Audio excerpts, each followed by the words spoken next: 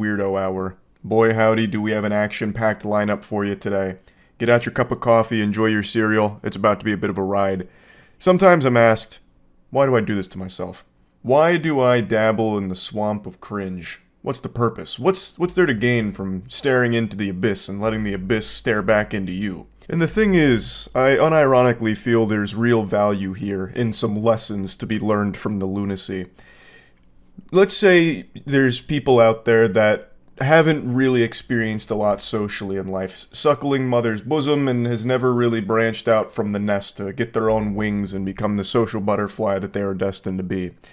Sometimes people might not recognize that the behavior they're exhibiting is not good and is bad, not productive, it's not going to lead anywhere. So by going over some of these absolutely atrocious, downright painful exchanges in the dating scene or like romantic interest, I feel like it can serve as a scared straight kind of moment, like, behold, don't be this guy. And you're like, oh, I don't want to be that guy. What the fuck? He sucks. Okay. All right. I get it now. I know what not to do. Or maybe I'm just reading way too deep into all this. I'm not a fucking hero. I'm not a psychologist. I'm just a guy here laughing at some goofy situations. Anyway, the story for today is one I got tagged in a lot last night when I was at a Lightning game.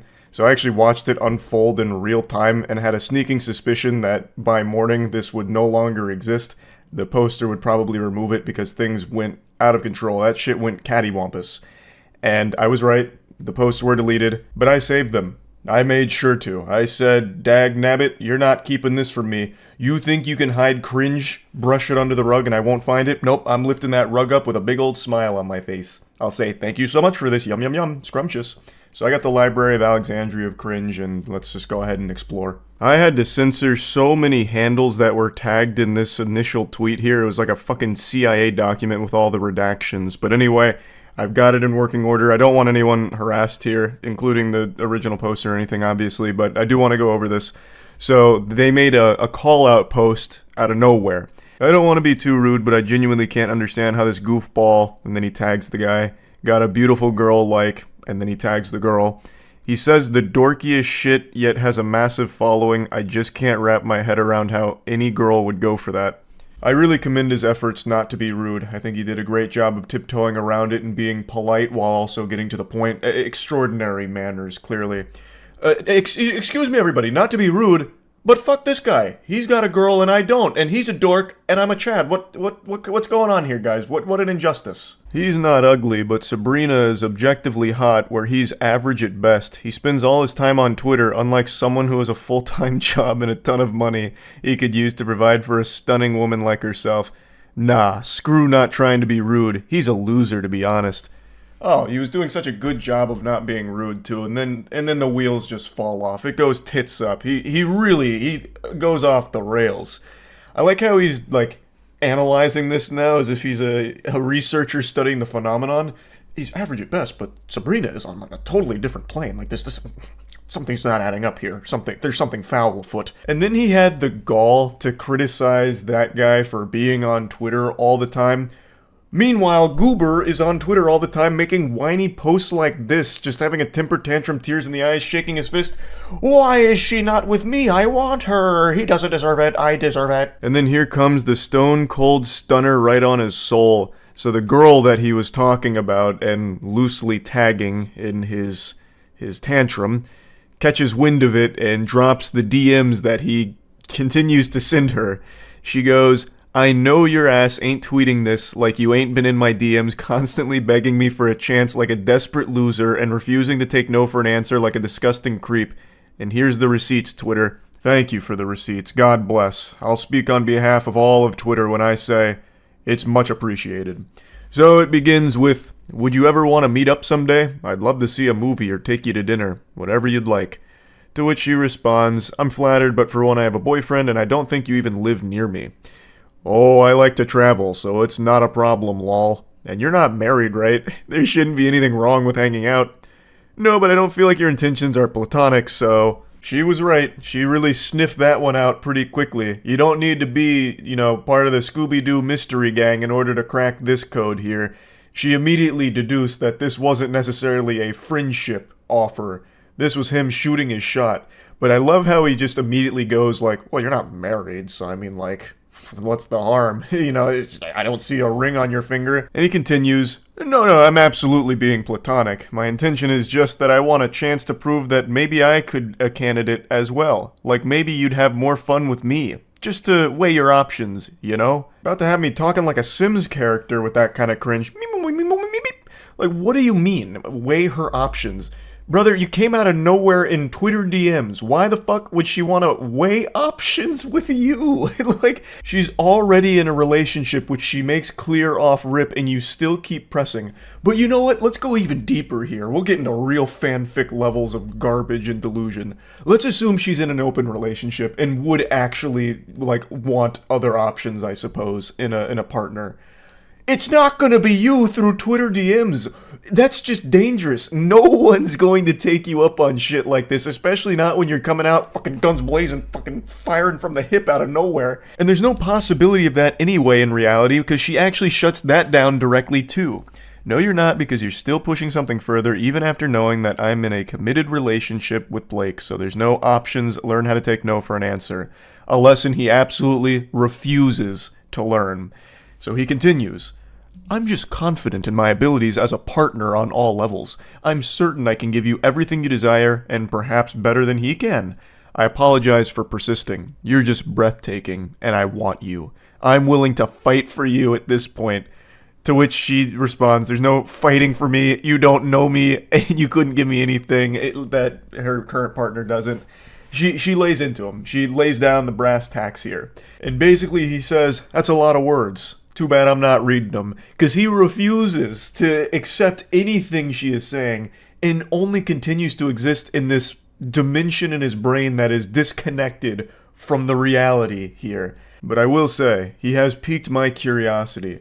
I have to know what abilities he's so confident in here. Like, balloon animals? Like, he learned a magic trick from Chris Angel? Like, what abilities are we talking about? Because it's certainly not, like, romantic abilities whatsoever. He's fucking cold calling like a telemarketer here through Twitter DMs. So he responds again saying, I had to give my 100%. If we're being truthful here, I don't think he deserves you. I see what he tweets, and he's dorky as hell. You're hot and one of the kindest people I've ever seen on this app. What do you mean? Like, so I'm guessing he just, like, stalks her feed or something. He's like, he's making up this fantasy in his head where it's like, this is an angel, and I should be with her, clearly. This guy's too dorky, too much of a dweeb, doesn't deserve that. It's so creepy. I have a good job, and I'd be willing to let you crash with me at my place for as long as you'd want, if you'd be willing to give me a chance someday. That's so generous. I mean, wow. He'd be willing to let her crash at his place? Wow. And they say chivalry is dead, huh? I don't even know why he's making that offer. I don't think that's something anyone would want to do. I don't know why he's making it sound like he'd be willing to make a sacrifice by letting her live with him when he's fucking obsessed with her. It's oh my god, it's so fucking weird.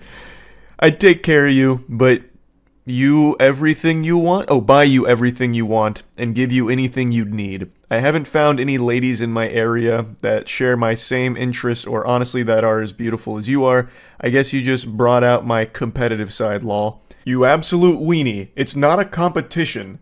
And if dating was a competition, you're gonna stay losing with an attitude like this. I don't know why he's treating it like a game of Counter-Strike where if he just plays it properly, he'll go ahead and squeak out the W. She's already in a relationship. No matter what you do here through fucking Twitter DMs, it's not going to change that and she's not going to want to go with you. No matter how much you lecture her about why her current partner doesn't deserve her, which is an outrageously weird thing to do. You don't even know them to begin with. You are just someone that is stalking their fucking Twitter feeds, I guess. Like, this whole thing is super creepy. And he just doesn't see it.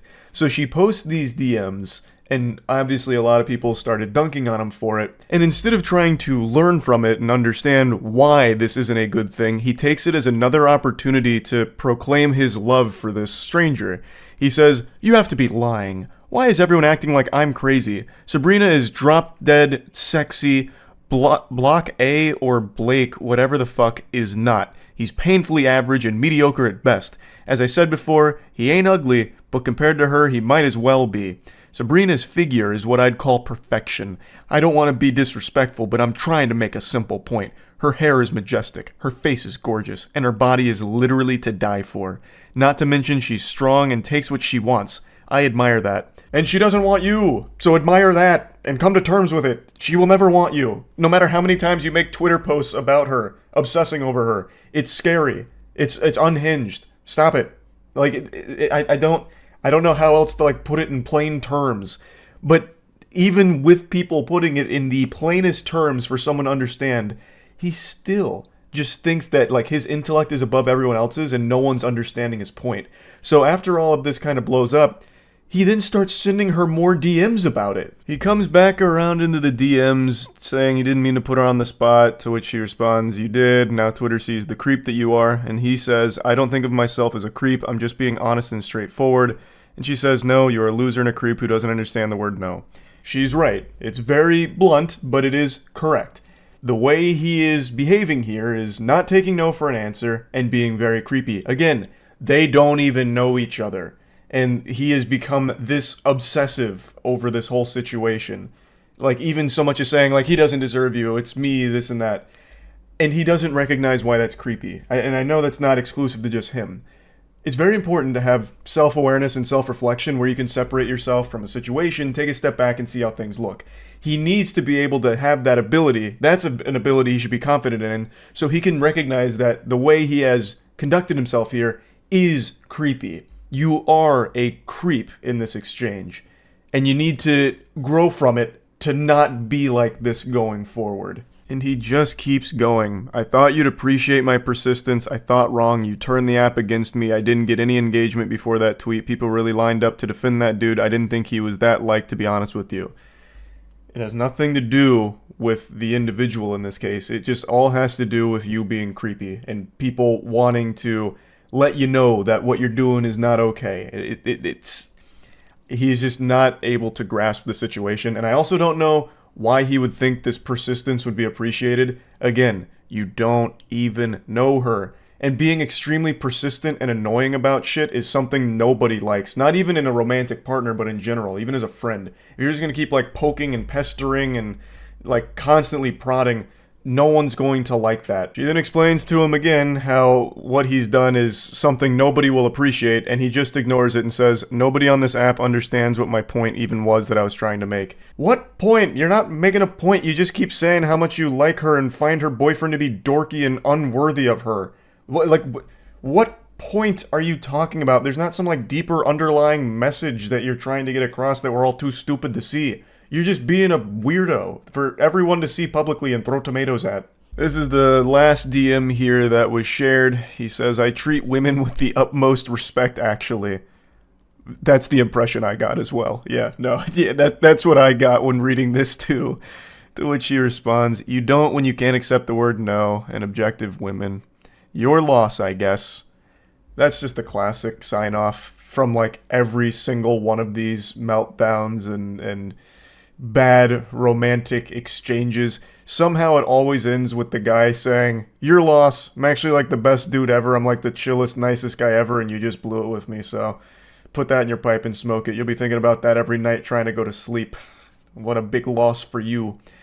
I don't know why that's so common amongst all of this, but it is very interesting to see it every single time. But anyway, I just wanted to share this because I've been so fucking deep into these like weirdo romantic exchanges and all of that. So that's why I showed you text messages from an unhinged weirdo.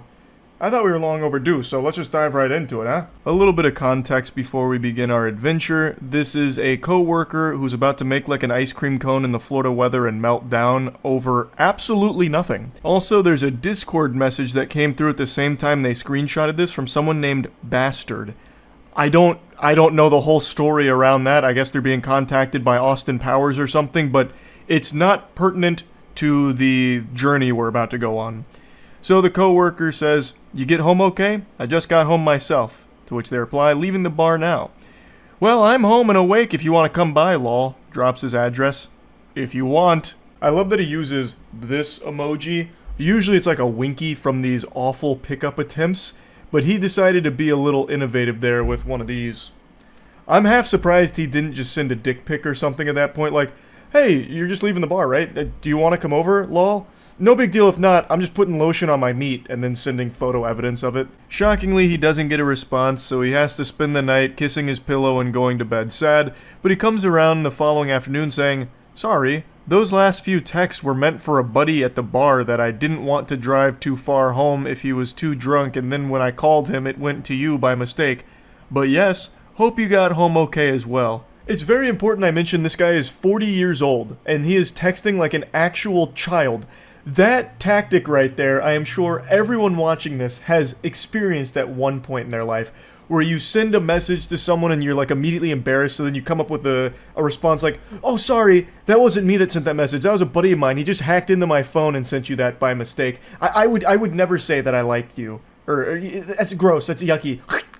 Wasn't me. I wasn't trying to invite you over to my house or anything. That was meant for a friend of mine who was super drunk, and I was just trying to save his life is all. Like, I'm actually a hero. I'm a super good guy. That message was truly a crazy mistake." Things then get super weird because he comes back the following day and says, "Yes, my friend, ... It's a shame, ... That's so cringe. It's like a Reddit mod cosplaying as some kind of Saturday morning cartoon villain doing this with their hands. "Yes, my friend, it's a shame. Ah, Sonic the Hedgehog, you've come to my lair. What a shame you didn't see through my plan." It's so odd and embarrassing reading that. "Always have been told what a gentleman I am," and he puts his pinky out, no doubt, when he typed that message. I can actually smell him through these. I mean, the physical stuff was both of us, I don't regret that, but the lingering bothered me because I think of a lot of you. I think a lot of you, as in the quality of person you are. No response. So you're gonna soon realize that he's actually illiterate. His weird dweeb speech didn't quite work with the "yes, my friend" angle. Still no response. So he tries again at 4:41 a.m. saying, "Hey, you." And then he comes back shortly after saying, "You honestly creep me out. Our bar is suffering for the first time since 2016 because we have a selling sandwich worker." I don't know what the fuck he's even trying to say. "Sure, you could learn, but it's all a joke to you. You're an idiot if you think my natural personality was like that. You fucking grabbed neck." So, the dam's beginning to break here. Pandora's box is opened, and every single emotion is flooding out of him right now, and the only one left inside of that box is sanity. He has forsaken sanity here. He immediately starts living in delusion and just spouting fucking gobbledygook. It's absolute garbage. I do love, however, that he says that they creep him out because they didn't respond to his 441 "Hey you booty call" text. That just sent him over the edge like, this makes no sense, this is incomprehensible. You really give me the heebie-jeebies. What is wrong with you? You didn't respond to my 4:41 a.m. text message? That's ridiculous. Everybody texts me at 4:41 a.m. That's like the most optimal time to text, and the fact that you didn't tells me that there is something evil afoot here. You're not right. Oh, also, I should probably explain that last cryptic message he sent with "you fucking grab neck." So, what that is, the poster explained a little more in the comments. Apparently, they had given him a ride back at some point to his apartment, and he refused to leave the car and insisted that they go to his apartment together, but that obviously wasn't flying here. So, since he refused to get out of the car on his own power, it led to, like, some kind of, like, actually aggressive struggle where his neck may have been grabbed and, like, pushed out of the car or whatever. So that's what that is. Can't see the top part of the text, but it ends with tweaking, which is super accurate to what's happening right now. And he responds, "Is this a group chat? Accept the rejection, learn from it, move on. Also, begging to go on another date with me is cringe as fuck. I'm tired of taking losers and try to help them so our restaurant didn't look like fools. Doesn't. Date?" Laughing, crying emojis. "I feel bad for you, you. Okay, bye." Laughing, crying emojis. "You are, what, 22 and act like 15. There is no date." Laughing, crying emojis. "Thank God I finally got John here." I don't know who John is, but hey, fist bump to John. The savior has arrived. John is saving the day. "There has never been a date. ... My God. ... What kind of weird ass life do you live? ... I said we have crackheads at work and maybe we can go outside and maybe we can go out besides that, ... If you didn't see that on Saturday night with the convict you are still and idiot and not who I talked to you about thinking you are mature and different, ... You are just a basic Lucy fly we have to deal with. The fuck is a Lucy fly? A loose fly? Loose fly? I don't know what that... I'm no zoologist, and I don't feel like looking it up. Scratch that, I just went back on my word there. I did look it up. Nothing appeared on Google search. Even Google was like, are you fucking dumb? Hey, excuse me, Charles, did you mean to Google this nonsense mumbo-jumbo? Loose fly, are you stupid? So I don't even know what word he was trying to put there, because there is nothing that even remotely pops up to explain that. By the way, the tweaking is on purpose to mock these idiots. Crying laughing emoji. I'm still is the Marine Reserves. In. Trying to read his text messages is like trying to read Finnegan's Wake. This shit is incomprehensible. He is so angry, he actually can't type. He's just seeing red, and he's like actually trembling, fucking tweaking as he's trying to send these messages. But according to him, the tweaking is all an act. He's only pretending to be a tweaker to make fun of the real tweakers. We couldn't possibly begin to understand his galaxy brain scheme. He's 5 levels ahead of the rest of us simpletons. Damn, imagine being 40 and still illiterate and pathetic. Take care. Illiterate? Let me out it this way. I'm assuming he meant let me put it this way, but he immediately blew it. So after following up illiterate allegations, he proves them true right away. You've accused me of being illiterate? Well, check this out. ... How illiterate is that for you? Question mark. Crying laughing emoji. You cannot be this dumb. I am mocking the way you talk. I would love to, like, get a peek inside of that noodle of his. What a very special brain. No, I'm not tweaking. I'm making fun of tweakers by pretending to be one. No, I'm not illiterate. I'm making fun of you.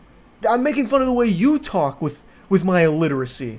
What don't you understand? You're so stupid, you can't even see that. Haha, I feel bad for you.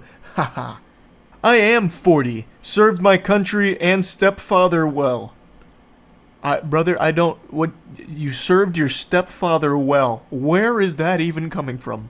Who asked? What ghost are you engaged with right now in this conversation? Like, what the fuck? I'm 40 years old and I served my stepfather so goddamn well. Why didn't he love me, huh? Why? You are a punk ass that thinks this is a joke. He know you have no bartending experience. I love the... Like, this has to be on purpose. He know you have no. Instead of just using N-O... It's K-N-O-W. No. This is so interesting. It's like a game of Mad Libs. It's so weird. He takes a shot on losers and hopes they do well. We have had some that turned their life around and helped us. Then we have the new age shit like ... Fill in the blank. But it's obviously becoming you as well. That you have no bartending experience. Correcting his grammatical mistake as any scholar would do. You want to put some of the group chat? Put this. You want to put some on the group chat? Put this. Why? Be careful what you ask for. Why? So, like, he's self-aware enough in this rage to recognize how stupid he looks and knowing that this is going to be shared with other coworkers, I suppose, and just continues to keep digging a hole. Because personally, I call out every loser or anyone that makes us suck. I don't know if he meant to say sick, or if he's like, you're the reason this restaurant sucks. We suck 'cause of you, not me. I work hard, damn it. And they reply saying, everyone knows I'm bartending for fun, and I have no prior experience. Seems like you're the only one with a problem with this. Everyone? Yeah. Are bartending for fun? You are bartending for fun? Fuck you. Stay away. This restaurant isn't for fun. It's a business, and we take pride in it. This is like actual We Are Walmart energy here. There's nothing wrong with taking pride in your job. I actually think that's an incredibly admirable thing. But to this level where it's like almost delusional that this restaurant has become a part of your identity when it's not a restaurant you own, this is just this is just a coworker. This is just someone that works there, I'm pretty sure. So it's not like it's his restaurant that's being insulted or anything, and this guy is about to go to fucking war for it. Who the fuck is everyone anyway? I train. Then God forbid the last couple months we had these losers train bar, and there is Joe. Who's Joe? Where's Joe? Joe Mama? What, like Joe Blow? Like what is this? We've got John coming out of nowhere, which is like this guy's saint. Now we got Joe, and the way he's talking about it, I guess Joe's not a good guy. That's one of the villains we should be rooting against. I don't know. None of this is for fun. It's family. It's work. It's blood, sweat, and tears, and you just proved my point of why I don't like certain people that mock our restaurant. Are you done harassing me? I feel like as he was typing that last sentence there, you just proved my point of why I don't like people who mock our restaurant. He was charging up one of these. Why I oughta. Getting ready to get the knuckle sandwich deployed. No, the drug videos are enough. Good night. That came out of nowhere. I don't know what drug videos he's referring to. The poster also doesn't know, apparently. Thanks for repping blank. And bring your trash to us. That's why he hired you. Not because you worked for fun. We thought you had pride. Once again, please stop. Bringing your trash. The amount of times that he corrects himself, it's like a fucking English professor in a middle school. Like, just coming through with grammatical corrections throughout the paper with the red pen. And please, put our work group chat that you... And please put our work group chat that you bartending is just for fun. ... Just like the video of you doing drugs will go to the VP of USAA. Actually, I don't like you. Just as a military Marine vet will do it on my own. I will do it on my own. That doesn't clear up the confusion with the statement. So, let's assume he's telling the truth here. Like he has videos of this coworker doing drugs. What are you gonna do with that? Like, he's trying to be like a hall monitor here, but like, what... Are you going to report it to the police? Because, like, I don't think they're going to act on it. Like, my coworker smoked weed, here's proof. But he doesn't even say that. He's like, I'm going to the VP of USAA. So you're going to take videos of this coworker doing drugs to the VP of a bank? Why the fuck are they going to care? I imagine 90% of the people at the bank have used drugs at some point, and they're still doing business with them. Like, it's not like they're going to get outraged, like, oh, good golly. One of our clients does drugs? Cancel their accounts quickly. Freeze their assets. Thank you for bringing this to our attention. This is invaluable. It's so weird. And also, just for a cherry on top, the poster explained that they actually don't even bank with USAA in the first place. So he'd just be going to a random bank with a video of a random person doing drugs. At that point, you can just pull up a video from Reddit of someone doing drugs. The final message sent to this maniac was a no bitches meme saying, I don't know what drug videos you're talking about, lol. And they did post another picture as well where apparently this coworker was fired. So that sounds about par for the course. This was a loose cannon. This guy seemed very unwell. I had to share these because this gave me quite a giggle reading through these. Also, a nice little reading challenge to try and parse what he was even saying half the time in his messages. And that this is clickbait or exaggeratory, but it's not. You may not believe me yet.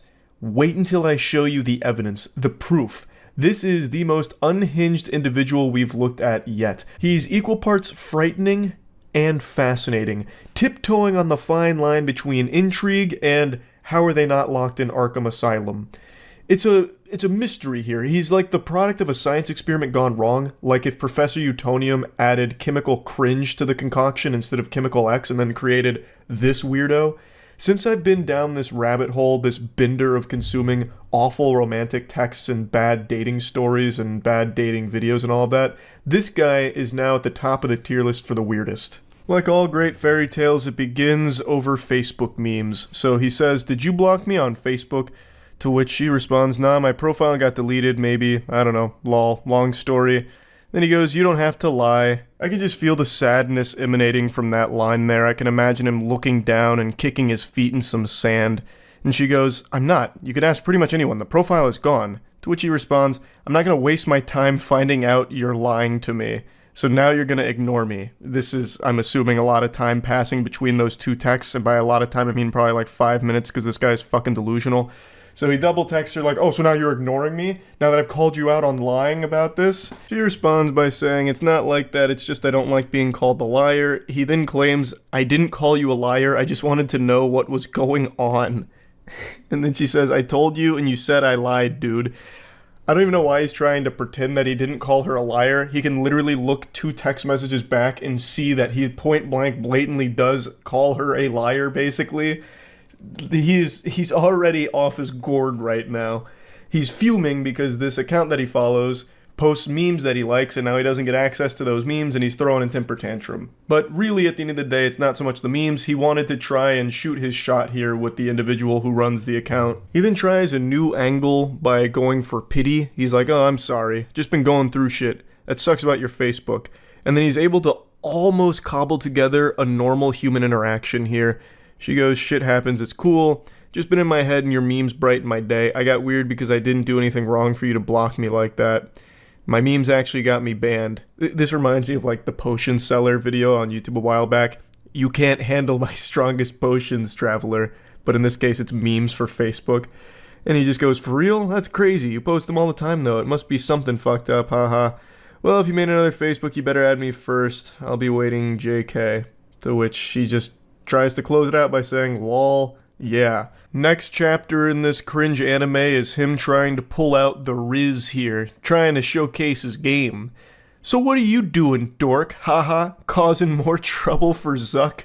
He's going for like the playful insults kind of thing, like, oh, you dork, you fucking dweeb geek, what are you up to, huh? And she just goes, nothing, just hanging out. That's so cool! I love that with the exclamation point. He's like, whoa, badass. I bet you're kicking ass in Animal Crossing, huh? Is it that fun? It looks too much for kids. It must be since you keep ghosting me. Do you play any real games? To which she's baffled saying, how is that not a real game? So again, a certain amount of time elapses between his first message with the, that's so cool, NPC dialogue, and then him going, oh, it must be so good you're ghosting me. So this guy's flipping emotions back and forth rapidly. His brain is all over the place. His fucking noodle is scrambled.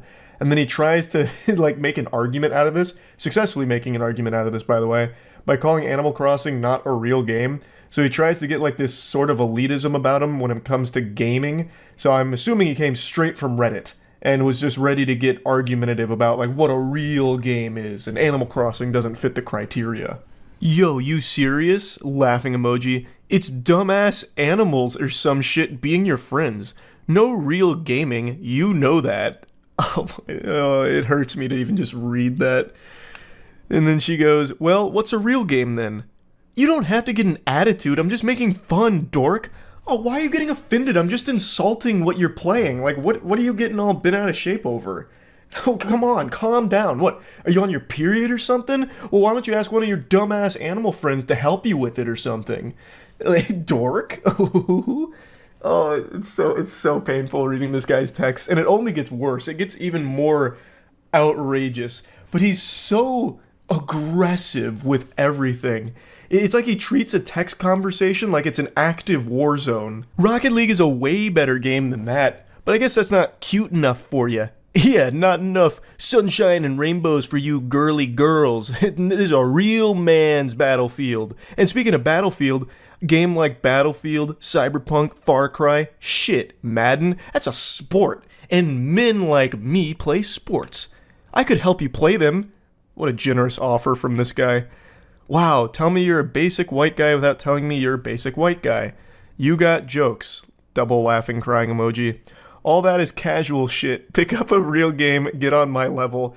I really appreciate that now she's just making fun of him directly to his face. I have no doubt she was laughing while writing all this shit just to string him along and continue to watch him embarrass himself like the clown he is. What the fuck are you talking about? I'm playing around, dork.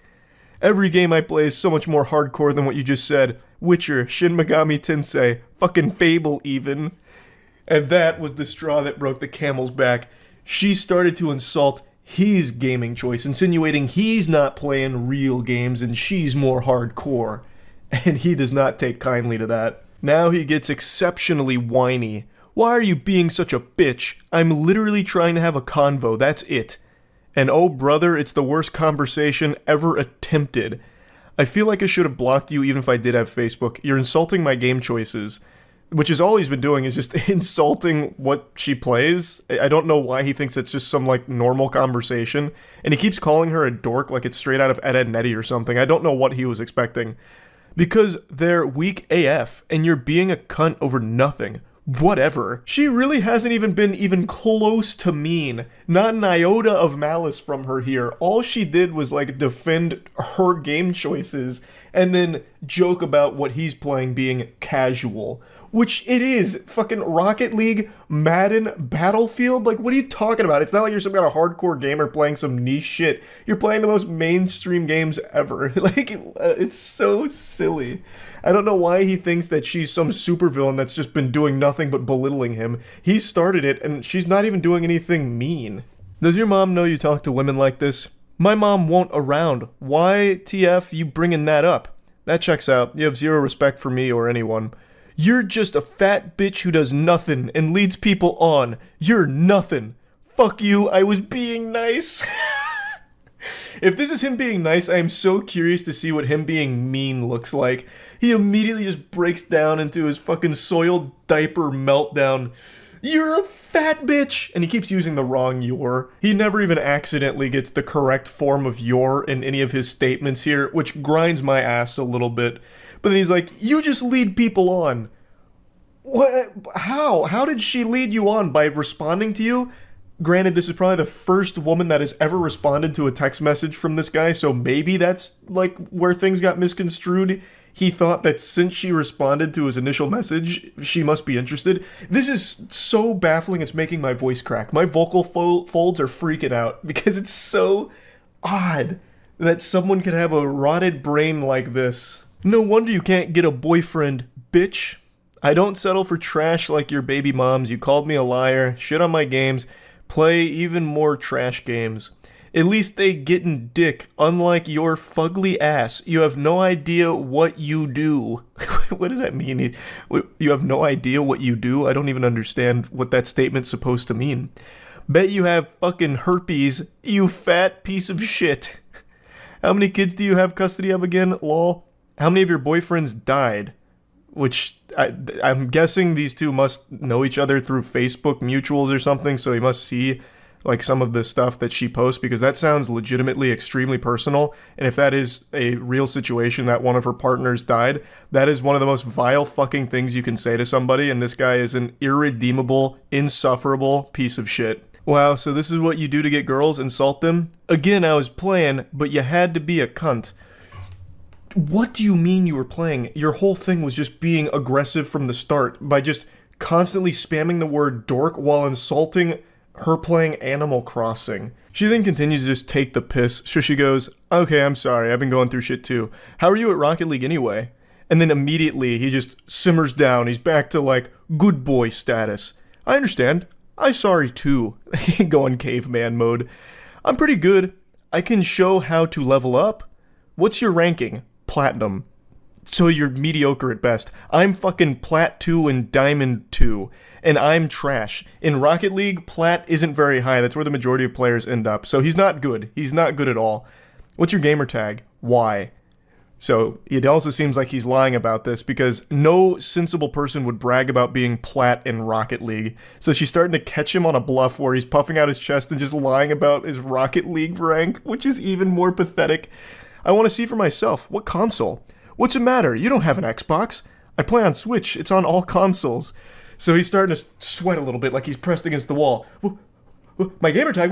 Why? Why do you want to know that? He tries desperately to turn this around into a situation where they can see each other, which sounds like it'd be downright dangerous to be around this guy.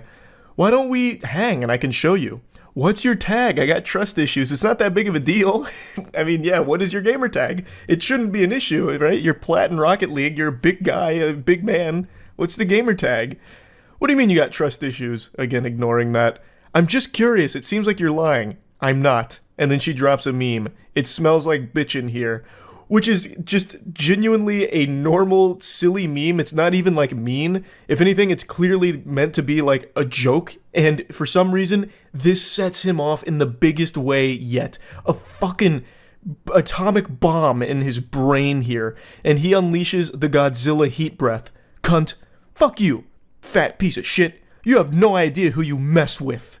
Go die. Everyone at Dress hates you and thinks you're a slut. I thought differently, wanted to give you a chance. I thought you were a nice girl and want to be your friend. I'm sure this was the best way you can do it. By the way, I have a fresh meme. Taking care of my kids, lying to women about my Rocket League rank.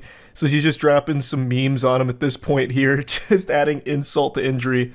To which he responds, just kill yourself already.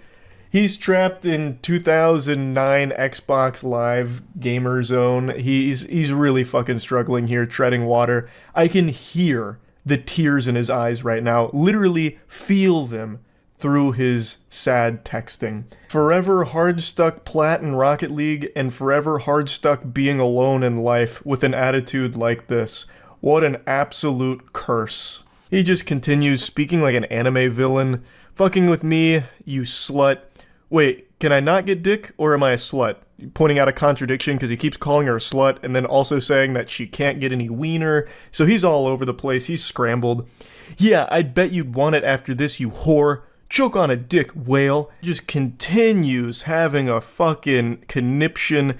Can't believe I wanted to build something with someone so dumb and nasty. And then again, she just responds with another meme. Like, what do you mean you wanted to build something with her? You reached out about feeling like you'd been blocked and immediately started calling her a liar. What world are you living in? What fantasy land? What? You immediately start by calling her a liar and then insulting her choice of games and talking about how you're like a real alpha gamer, not like an Animal Cross gamer like she is. It's fascinating. This is what I mean. Like, it's actually intriguing how someone's mind could end up so poisoned. Like, it is hard for me to comprehend it. Like, I don't get it. He is so all over the place. Like, he starts by getting really mean and aggressive, insulting her games and all of that, you know, then gets really personal, and then she's able to de-aggro him by talking about his Rocket League rank, which it calms him down, feeds him a warm bottle of milk. And then the second she drops a meme making a joke, again, he explodes once more. It's just so peculiar. Anyway, though, here's the finale. Everyone knows you're a slut. A little fat slut who uses people. Again, this comes out of fucking nowhere. She didn't use you. She didn't lead you on. She didn't do anything besides just respond to your initial unhinged messages. Couldn't get a boyfriend for years. That's because everyone... it keeps going. Got too much time in your hands, but I bet your mouth is filled with someone's nasty dick. And she just goes, yep, not yours. That's the end of their exchange. I imagine she probably blocked him again, which is the safe thing to do. What a creepy lunatic. An actual fucking unsafe to be around individual. Like, this all happened over nothing. Actually nothing. Started because of not having access to some memes that he liked. Oh, painful. I had to share this one. I think this is now at the top of the food chain when it comes to like creepy people through, you know, romantic texts that I've been diving through. This one is a rough one. Always hurts. And rejection comes in many different shapes and sizes, many different forms of rejection. Maybe you're like me, 5'6", playing a pickup basketball game, driving down an open lane, about to get this easy layup only for it to be swatted last second by a 6'6" freak athlete. And there's nothing you can do about it. It's embarrassing, but it happens. Or maybe you're finally shooting your shot with this romantic interest you've had for a while, only to find out they're not interested and they turn you down. I'm not gonna sugarcoat it. I won't pull the punches here. It sucks. It feels like shit. But learning how to handle rejection is a necessary part of life. So back to my basketball example. What do I do when my shot gets blocked? Well, I get tears in my eyes and come up with as many excuses as possible, and I try and call a foul if possible, so that way we can run that back. So it's not my fault. It's they played dirty. And what happens when you get rejected by a romantic interest? you move on. At least that's the healthy way of doing it. Let me show you 2 unhealthy ways of handling rejection. This girl and this guy were communicating under the impression that maybe this leads to a long-term relationship. That's the context going into these text messages, and it starts, I love it. Oh baby, I'll service you in your car from now on. Straight up Brazzers storyline type shit. And she responds, ha ha ha ha ha ha ha ha ha ha ha ha ha ha. Let's go on a date before I get serviced. I'll be there Saturday, lol. I'm actually staying the night there too. And then there's a lot of like redacted information here, like a CIA document, so I don't exactly know what was being said in between these, but she says, where do you live? Oh, okay, got it. So far things seem to be going well enough. They're making plans. She says, do you have plans for when you're here? And he says, hopefully just you, but no plans other than that. Just needed a breather from my son. I'm going to book a hotel room tonight when my check hits. Which is starting to give off a bit of a weird vibe there. She says, oh, how old is your son? 13. And then he says, maybe you could stay the night. She responds, I don't do that the first night, I'm sorry. And he goes, I don't mean all night, lol. And she's as confused as everyone else would be. So she says, ha ha ha ha ha, what? You said stay the night. I meant like hang out at the room after dinner, maybe cuddle up. I'm a huge fan of cuddles and the best in the world at giving full body massages. I highly doubt that. I'm gonna need some citation for that. Like I don't believe you. That's not what I usually do after first dates. I just don't think we're on the same page with dating. That's totally okay, just not a match. So she's taking this in stride, she's like, hey, is what it is. And then he keeps going. Exceptions could be made. What? Lol, what do you mean? I mean dinner, hang out, and eat between your legs like a Sunday lunch buffet after dinner. Lol. Clap them cheeks too. So she's very gently saying no to this guy.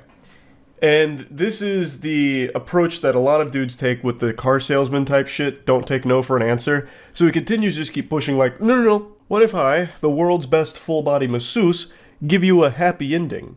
Where I eat your pussy like corn on the cob. I'll chew on your clit till it bleeds and I bust. How about then? How about that? How does that sound? I'll even clap your cheeks too, as a little added bonus on top of my service. So, when are you coming over? Are you out the door yet? Unsurprisingly, this last-ditch effort didn't work, she says, so you don't know how to listen, cool. Don't make exceptions for men who don't respect my boundaries. Fair enough. She said no, and he continued to be weird about it. It's a really fucked mentality to not accept a no and keep pushing. It's just creepy behavior that's never going to amount to anything positive ever. When someone declines something or tells you no to something, you should really accept that, respect that, and just move on. It's not like you're going to change their mind by being an annoying pest about it. Like, oh, wait, what? Rejection? Wait a minute. You're not thinking this through. What if I clapped your cheeks? You failed to think about that, didn't you? Yeah. So if I clapped your cheeks, now I assume you won't be rejecting me? What do you mean you're calling the police? This one's a masterclass on how to respond to rejection like an unhinged lunatic, so this one's getting extremely angry when getting told no. I don't know what the conversation is here. These two had met on like a dating app and they were talking. He says Mario, so perhaps the question was, who was Luigi trying to save in Luigi's Mansion? I don't know, maybe they were playing a trivia game. She says, okay. She doesn't seem super enthusiastic about that response, so maybe she's not a fan of the Super Mario Brothers. Who knows? But anyway, he says, how was the mall? Get anything good? She says, no, I didn't look. I was just returning something. And then she sends a picture of herself in an outfit. And he goes, oh, that looks really good. Gotta get you some lingerie. Admittedly, I don't exactly know what happened in between the last text we just saw with him flirting and then these. He goes nuclear here. He goes full fucking scorched earth out of nowhere. So I'm thinking that there's some text messages that were exchanged in between these two, so we're just missing an entire chapter of this anime arc that he goes on to reach the villain status. So she says, I don't want to drive to blank for blank, I don't have enough gas. And according to the context she provided, they had apparently had a date scheduled, but she had to cancel last minute because of something school related, and now she was texting him back just to talk today. And there must have been something in between him saying, we gotta get you some lingerie and this. I just don't know what it could be. Maybe he invited her, like, to another place, and she just said, no, I don't have gas for that. But anyway, he responds, oh, alright, that's cool then. Didn't know all that, lol. You said you had some school stuff the other day. Now is gas, lol. You dirty, fat, sloppy, broke piece of shit. You got no gas, but got gas to go to the mall window shopping, lol. Thanks for making my morning, lol. And she just responds, lol. He just desperately tried to spam as much hurtful shit as he could think of quickly, like in a League of Legends game when you get mad that your bottom lane's feeding or something. How else are you going to respond besides just laughing at this pathetic tantrum? So she hits him with a lol, which only sets him off even further, so he sends her picture back to her in order to keep insulting her. Yeah, this shit is funny, lol, fat ass bitch, you pushing what, almost 190, 200? I almost find it fascinating how anytime one of these weirdos gets their feelings hurt, they always resort to just like, well, you're fat anyway. You're fat. Like, it always comes down to that. The second that they get rejected or told no or something's not going swimmingly in their eyes, less than satisfactory, they always default to fatty, that kind of shit, and then just go on this, like, long-winded rant about, like, actually, I'm the nicest guy the world's ever known, and I was doing you a favor by showing interest. You're fat at the end of the day. That's the big... I didn't want you anyway. I'm not crying, you're crying. This one's just a little bonus, a cherry on top of the rejection cake. It's not exactly rejection per se, it's kind of adjacent. So this is somebody's ex who just texted her out of the blue. He says, "You dead yet?" That 4:22 a.m. crack pipe's hitting a little different today, so he gets bold and brash and says, "You dead yet?" to her. And he doesn't get a response right away, so then tries to get a little more edgy. And then says, "I'm going to fuck on top of your grave and smear dog shit on your tombstone." And this does get a response from her. She just says, "Get a hold of yourself." That line from her made me giggle so hard I had to throw this in here. You have this unhinged weirdo texting at 4:20 a.m. asking if you're dead and then saying that he's gonna smear dog shit on your grave while having sex on top of it. There's so many logical inconsistencies with that. A, who's going to agree to have sex at a cemetery on top of a gravestone? That's just guaranteed to get some, like, demons and spirits haunting you for life. And B, why would you bring dog shit with you to have sex? Even if you found a willing participant here, I feel like if you brought a bag of dog poop with you, that's immediately going to ruin the mood and you probably won't be having sex. Like, this just doesn't make any sense. This guy's spitting a bunch of nonsense here, a bunch of mumbo-jumbo. And she just immediately calls him out on it, saying, just get a hold of yourself, you weirdo. It's so good. I just had to include that in here. Again, it's not exactly rejection per se. Like, it's not in line with the other two, but it's just something that I had to toss in. That's really... I've gone over some unhinged text messages. I had the itch, so it's time to scratch it. The backstory to this fairy tale isn't your standard affair. This is two strangers that got stuck in an elevator for about an hour. He eventually asked for her number, and she gave it to him because he didn't give her any weird vibes, no heebie-jeebies. It wasn't like something out of that dog shit horror movie Devil with the elevator or anything. So they started talking through text, and it led to this alarming exchange. He said, "How are you doing today?" She says, "I'm good, thanks, just went for an early morning swim." And then he starts to show his hand a bit. "I'd love to see that. Can I tell you something?" And she's getting suspicious. She's a little on edge here. Yeah. I admit, I was nervous being confined to such a small space with a beautiful woman. And she goes, "Okay, I don't know what to say to that, lol." And he just continues like it's a war story. I feel like I can see him lighting up a cigar as he's saying these things. "The mind wanders. You're lucky you got trapped with a good guy." And she's confused, saying, "What does that even mean?" He was apparently super normal in the elevator, but now over text he's talking like he was Bruce Banner holding back the Hulk in that situation. Saying shit like the mind starts to wander with ellipses there just makes it sound like he was, stranded on an island, ran out of food, and was contemplating cannibalizing the other survivors there to keep himself alive, and he's like writing down the sailor's log. It's too much for me to bear right now. My mind, it starts to wander. I'm losing myself on this island. I'm going to slit the throat of the former captain and feed on his insides. Lord help us all. He continues, "Don't worry, I don't intend on harming you in any way."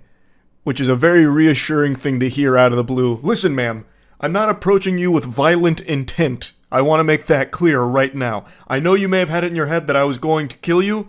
I want to put your mind at ease. I was never even contemplating murder, or rape, for that matter.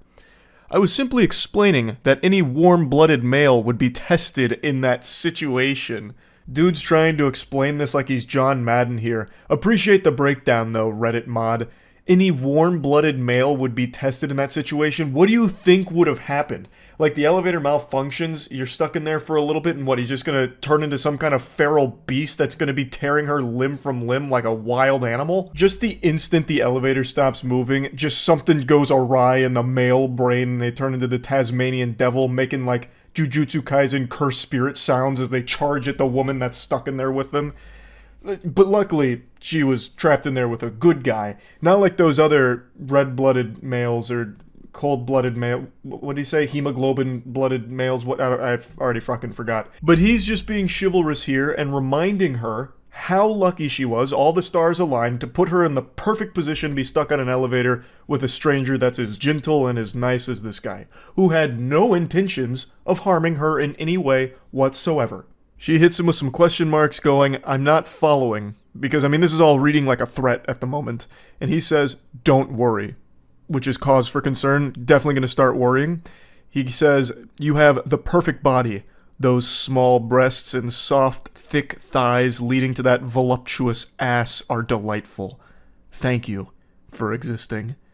Thank you for your service of pleasing my eyes in that elevator, madame. I tip my fedora to you on this good day. And she just says, and now I shall cease to exist in your life. See ya. That was the correct decision there, just to block them and hopefully never see them again in your life. That's probably the safest thing to do, because this whole thing makes it sound like he was considering rape or something and then decided against it, how he had to, like, fight against that urge that other warm-blooded males would have succumbed to or something. It's fucking weird.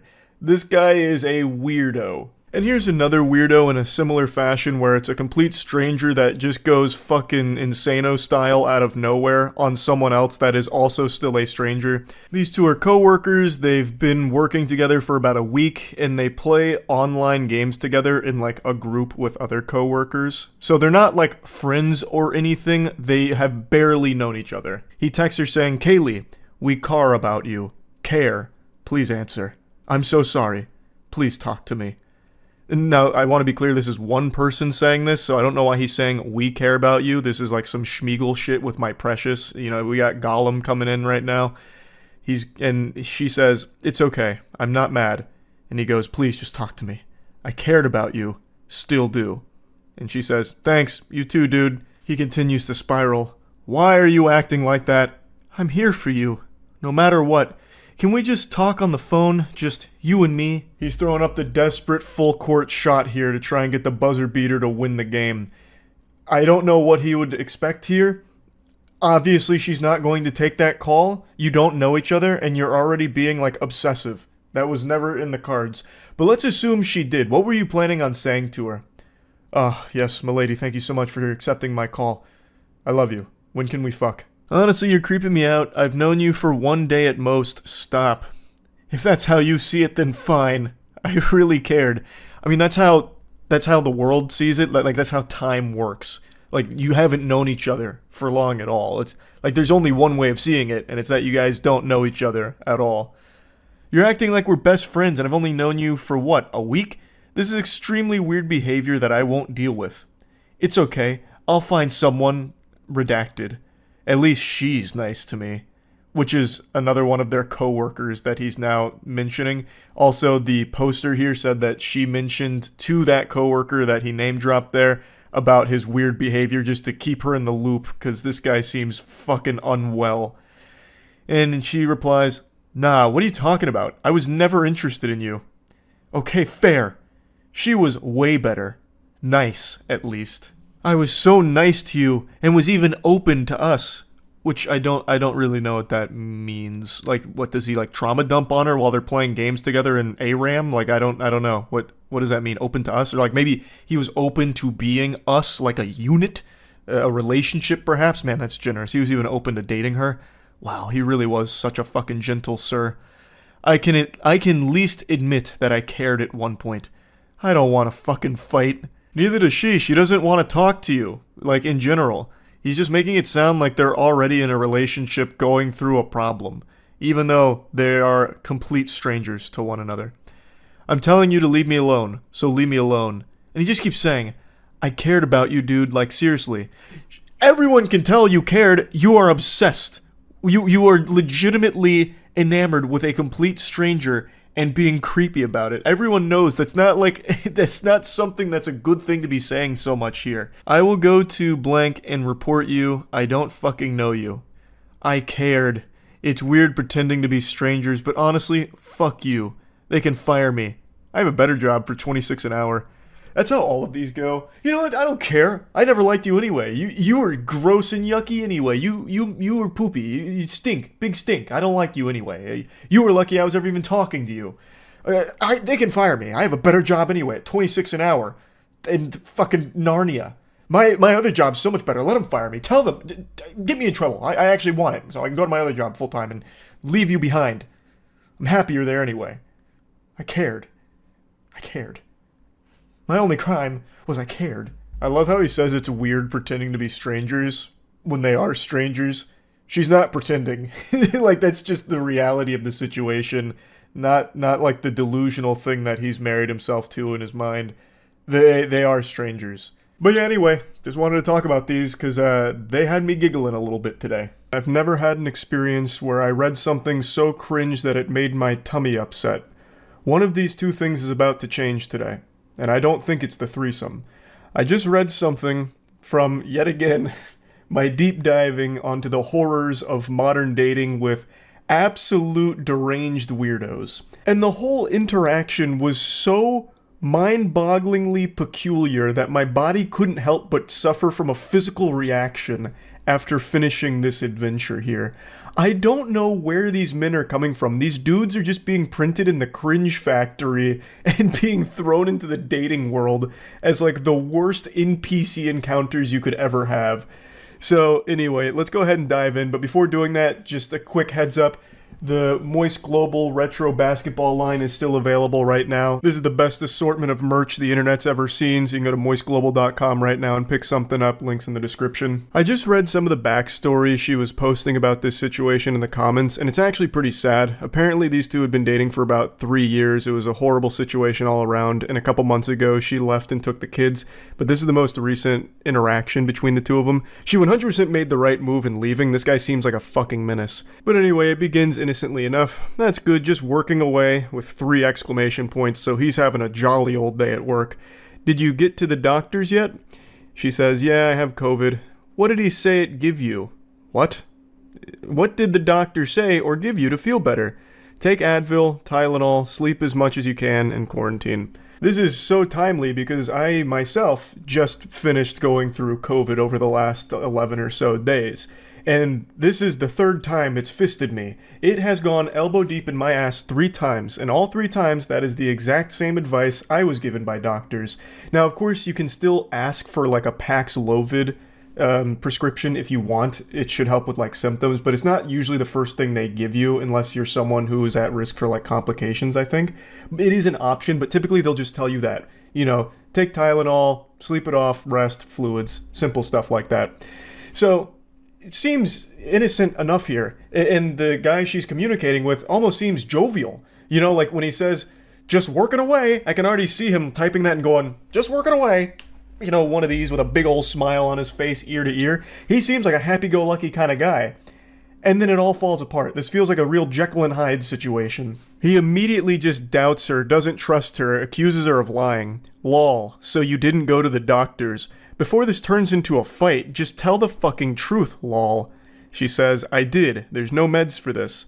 Yes, there is. Go to the doctors, lol. I need the address and the name of the clinic that told you there's no medicine. Also, the name do the doctors. They will be losing their license. So he's fucking spiraling immediately here. And I feel like this isn't exclusive to just him. I feel like a lot of men these days assume that every girl they interact with, even their significant other they've been with for 3 goddamn years, is some kind of lying, cheating harpy or something. So they're constantly interrogating because they don't believe anything they say. I feel like there's just so many dudes out there with this, like, insecurity within them where they doubt everything their partner says, believing that they're cheating in some way, and they're lying about something, hiding something, and it's fucking awful. So this guy's trying to checkmate her here with the scholar's mate, like, okay, then give me the name and the address, because I'm going to call them to double check, because I don't believe you, madame. She then says, stop being so fucking melodramatic, I seriously don't need this shit right now, there isn't anything they can give me, I'll be fine once it works its way through my system. He just continues to press, please, name of the doctors, location you want to, please. I know you sick. That's why I'm jandling this for you, and just need to know which doctor you went to. I can handle this properly. This guy has so much steam coming out of his ears, it's clouding his eyes. He can't even fucking type properly. He's typing like a caveman. He's going full Neanderthal mode here. Like, what in the world is happening in his noodle? He's gonna start jandling this? That reminds me of jelking.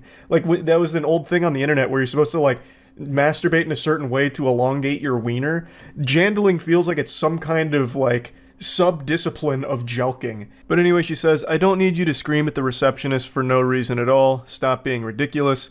I won't scream at anyone, just tell me the information. Skit K can handle this, please. If you don't provide it to me, it's because you're lying and didn't go to the doctors. There's nothing to handle. So just tell me the name of the doctor you saw. This douchebag is making so many typos, it looks like he's trying to transcribe the Scatman. I can jandle. It's like ridiculous how crazy he's going because he's so angry. I don't know why he'd even think she's lying about this. He admits that he knows she is sick. So why would she lie about going to the doctor? Well, like, what the fuck thought process is that? I know my girlfriend is sick, but it's probably dick sickness. She's probably hungry for cock and it's causing her physical pain. That's probably what it is. She didn't go to the doctor. She went to a penis appointment. That's what it is, and she's lying to me about it. I knew it! It continues to just get out of control. She says, lol, I shouldn't have to prove to you anything. I'm sick, I have COVID. She's absolutely right. She doesn't have to prove anything here. She doesn't need to try and, like, defeat his delusions. That's not her responsibility here. She's done nothing wrong. And he just continues, you're not proving anything to me, lol. There is medication for this. I know for a fact, as I know someone else who had COVID last week. There isn't, unless you're old as fuck or have an autoimmune disease or your lungs are shit. Otherwise, you're just a carry through like normal fucking virus. Yes, there is. Let me call the do it. And I will get you proof. Where did you go, baby? That comes out of nowhere. After all of this, he hits her with a where did you go, baby? I can already just tell from reading this shit, this guy is extraordinarily manipulative and a completely insufferable person to be around.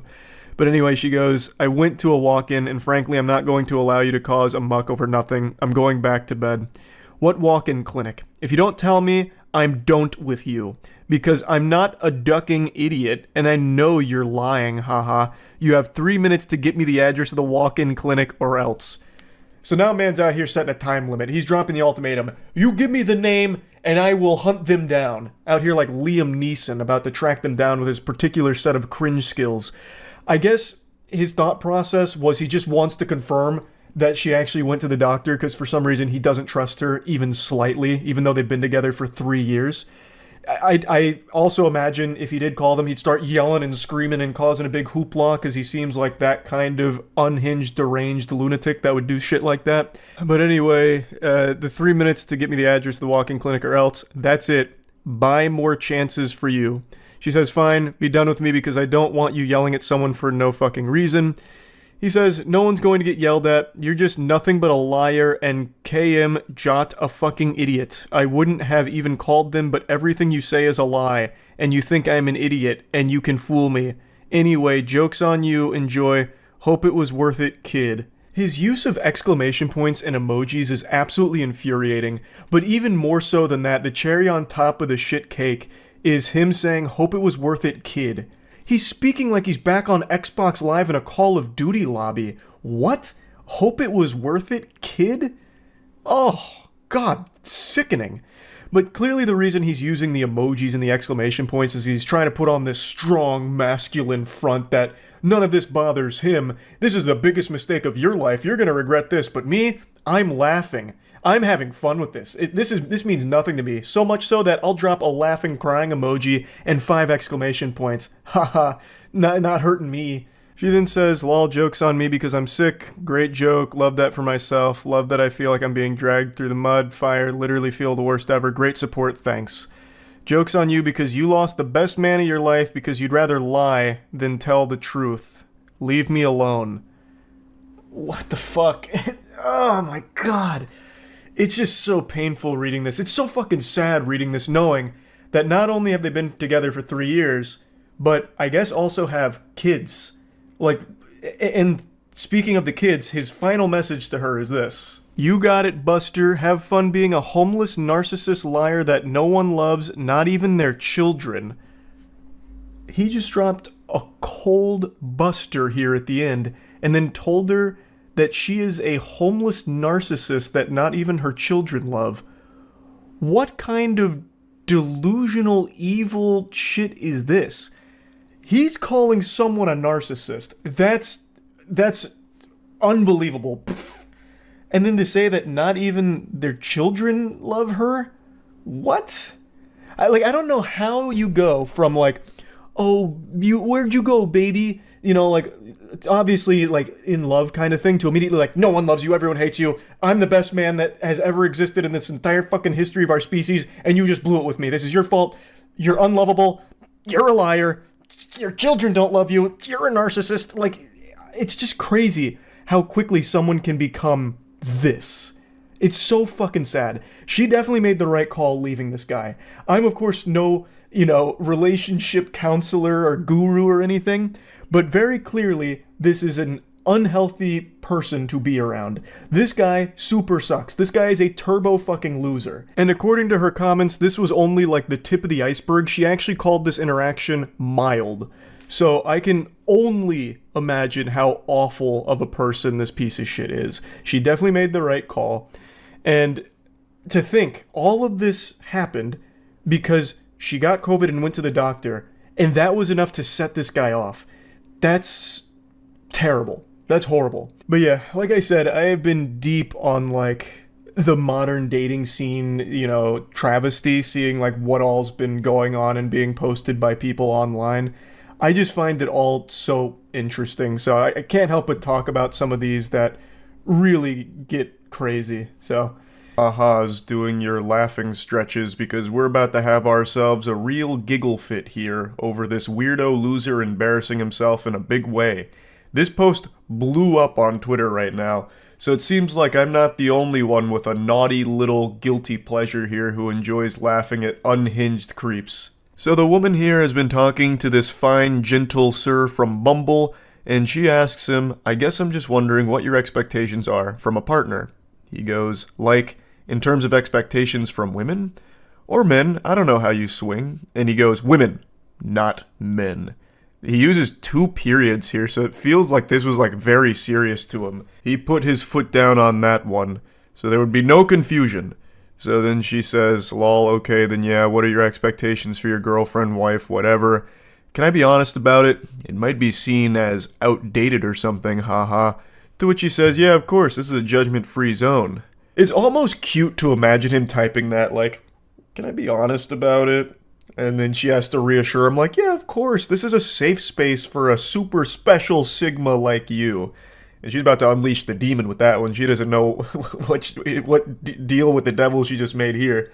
Now, while she might not be judging him, I certainly will be. I'm be judging this motherfucker like dread. I'm gonna charge him with the capital offense of cringe here, because it's about to get brutal. So he spills his guts. Honestly, I'm looking for a traditionally feminine woman, someone who isn't going to mind being the child rearer and homemaker, someone who's going to take care of her appearance and herself and just all around is content to be a female in our relationship. I know that's pretty anti-feminist or whatever, but it's just how I feel. Lol. So he expresses his preference when it comes to a relationship and a partner, and all power to you. I believe this is something called tradwife, a term I just recently learned with this post going viral. So forgive me if I'm not 100% familiar with the nomenclature here or what it means, but based on what I've read, it refers to like a stay-at-home partner who will cook, clean, and take care of the children. Basically anything you used to see in old black and white television shows when it comes to the family dynamic is what trad wife refers to. It even stands for traditional wife, I think. So he's just expressing that that's what he's looking for here, and she responds very positively to it, saying, "Oh, slay, I don't think that's anti-feminist or outdated at all. To be honest, that's pretty similar to what I want too, lol. Kind of my dream if I'm being honest." And he goes, "Really? Well, Raggy, we've got ourselves a real match made in heaven. These two are sounding perfect for each other. What they want out of a relationship and a partner seems to align wonderfully. So what could possibly go wrong here, right? I mean, how do you fuck this up? This is like fate bringing the two perfect soulmates together from the sound of things." So she goes even further. She's excited. She goes, "Yeah, double exclamation point. She's fucking pumping her fist here. I'd love to be able to focus on making my house a home, working on myself, and just be taken care of without having to stress about expenses or money."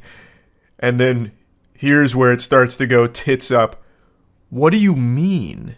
There's cracks in the ship. It's starting to sink. He's got his monocle on. He's about to start investigating, interrogating. He's entering fight or flight mode because something here went awry in his eyes, and he's not too happy about it. So she explains, "Just that I'd love a traditional man who's going to cover my expenses and make sure I'm getting what I want. Someone who brings that kind of masculine energy." And he goes, "So you're looking for a guy who isn't going to mind buying you whatever you want and basically will just bankroll your whole life?" She's like, "I don't know if I'd put it like that. I think you're starting to see where this is going. You're about to see the fork in the road and we're going down the path to Insano style. So you're a gold digger / user, basically." And she goes, "More like someone who will take care of our family financially so I can take care of him and his kids, etc." And she goes, "No, LMAO, I promise," referring to not being a gold digger. "How is that any different from you wanting your girlfriend / wife to take care of the home and their kids? Feels like a double standard for you to call me a gold digger." Now let's break this down here and follow the breadcrumbs of his logic. So he wants a stay-at-home wife that will take care of the kids, cook, clean, do laundry, wipe his ass, wipe his tears when he fails his bronze to silver promos in League of Legends for the 50th time in a row. But when she expresses that she'd want a traditional masculine husband that would be working and providing financially for both her and the household, he takes a big issue with that. He starts wiggling his finger. "Well, actually, I shouldn't have to do those things. You're a gold digger for expecting that of me." And that doesn't make a whole lot of sense because as the initial tweet points out, he wants a traditional wife without him being a traditional husband.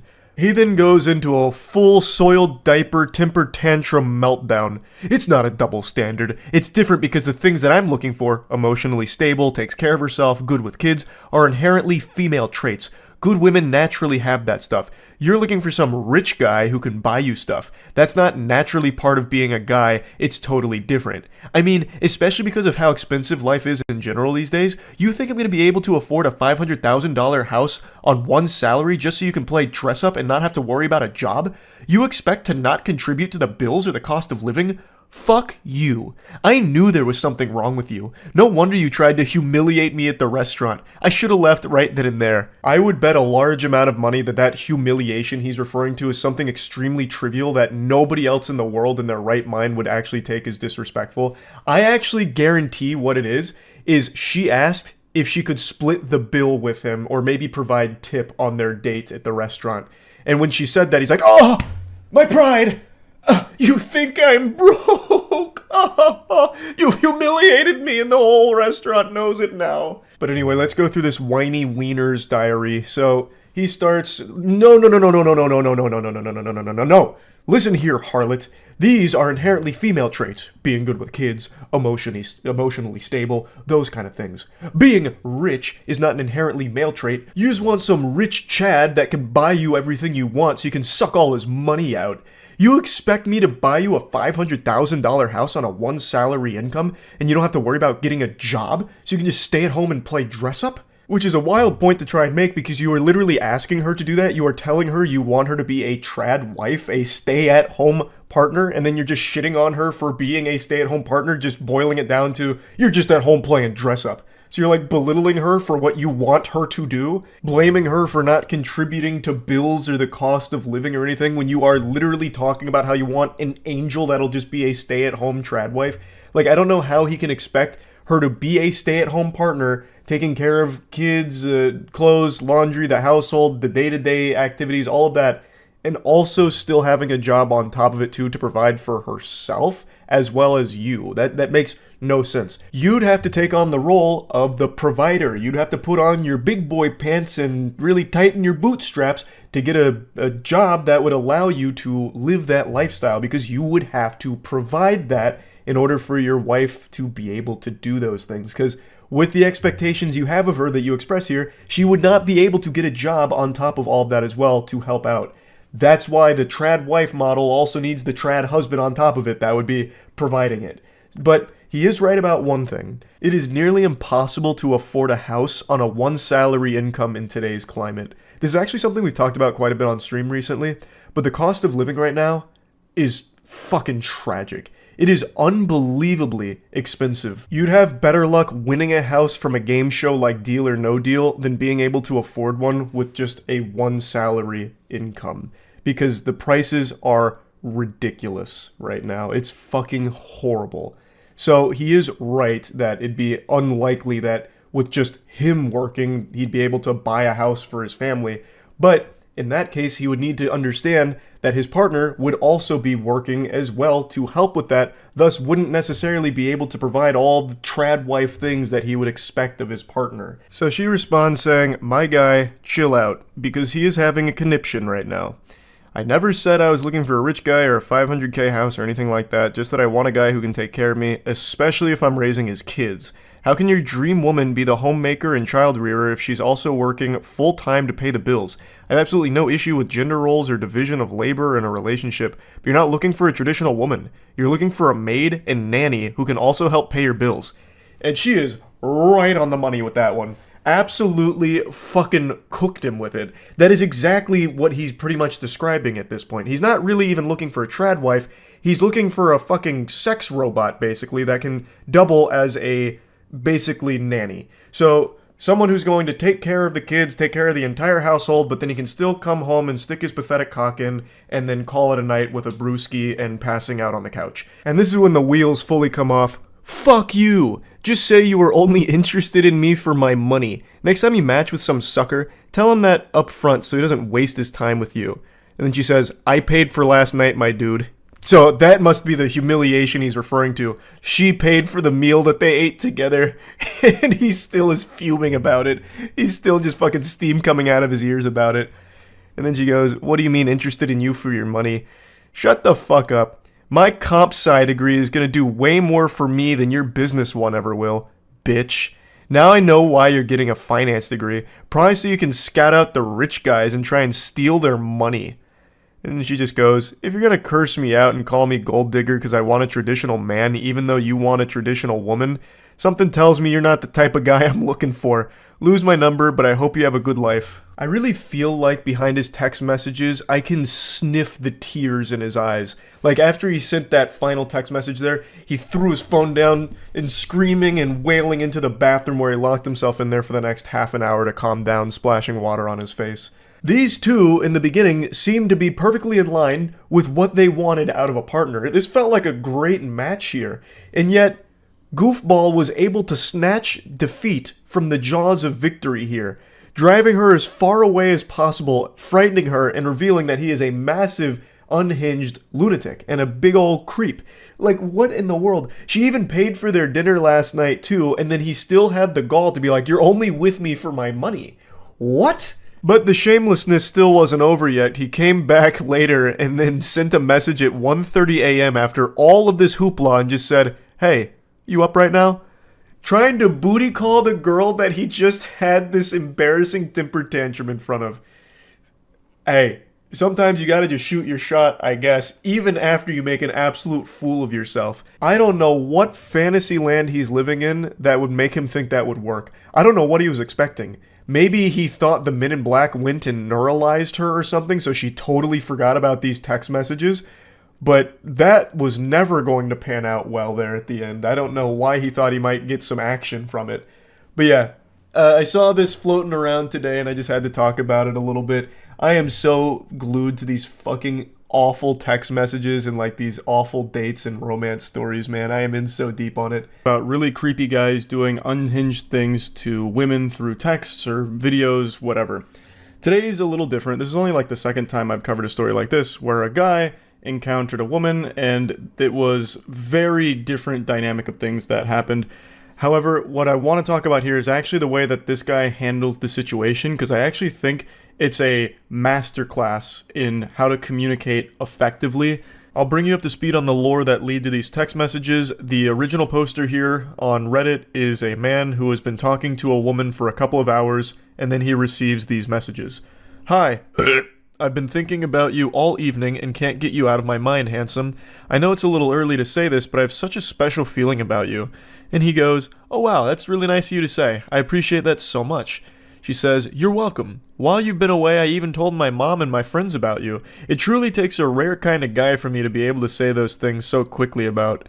I feel so lucky and honored that the stars aligned to have us match when we did. You feel too good to be true, and I want you to know that. And he's blushing here like an anime character. Oh gosh, wow. Gee willikers, goodness gracious. That's super nice. Thank you. Out of curiosity, what is it about me that stands out to you? So, again, they have only been talking for a couple hours in total, and she's already basically planning their wedding. She's telling all of her friends, her family about this guy, despite not knowing shit about him. Prior to this, they had only talked about their pets. At least that's what he said, mainly their pets. So this is a lot to take in here. She's basically creating this Hallmark movie out of nothing. Off rip. We only started talking a couple hours ago and only shared a few texts back and forth so far. So I'm honestly just curious what caught your attention about me, because that's very, very sweet of you. This may sound crazy, but call it a sixth sense if you will. I can read people like a book, and I already feel like you, I've known you forever. I don't know if you believe in past lives or not, but if stuff like that exists, I had a weird feeling about 30 minutes ago that we knew each other in a past life, and I have to get to the bottom of where and how. Damn, that's really crazy. It really is, though. Thank you for finding your way to me. And he just goes, haha, you're welcome. When asked what about him exactly drew her to feel so strongly about him so quickly, she says that it was a sixth sense. Basically, it's her superpower. She's one of the Avengers, and she has the ability to find her soulmate after only communicating with them for a couple of hours. She's like a vibe sorceress. She's able to pick up on vibes and figure out who's got the best vibes for her, and falls in love very quickly. Nothing here seems malicious, and in a vacuum, it's pretty sweet messages. But these are messages you'd expect from someone that you are actively dating or someone you have known for a long time and are progressing to that stage. This isn't something that you would immediately dump on someone's plate after only knowing them for a couple of hours. That's a lot of food to digest there. That's a lot to put in your pipe and smoke here. There's a lot happening way too quickly. I hope you don't think I'm crazy. I don't normally say stuff like this to guys, but there's something different here, almost like spiritual energy. I've been waiting for my soulmate for years and kept getting led astray by the wrong people, and now I think I know why. We have to meet ASAP. I'm so fucking excited to see what out energy in person is like. If it's this intense over text, I can't imagine how incredible IRL our dynamic will be. She's definitely seeing these text messages through a different lens here, because I'm not picking up on any type of electric energy. I'm not getting butterflies in my tummy just reading it. I'm not getting the tingles. This is two very different levels of intensity and excitement. She's out here full of jubilation, like she just won the lottery. Meanwhile, the guy's energy is the same excitement you get over finding an extra chicken nugget in your 8-piece box. Like, it's very different. But he still says, when are you free? I'd love to meet tomorrow, but I have therapy late afternoon and then work at night. So how about the day after? That would probably work. I can let you know for sure by tomorrow at some point. How about I take you to dinner? I would love that. I'm so looking forward to the first meeting in our beautiful story, handsome.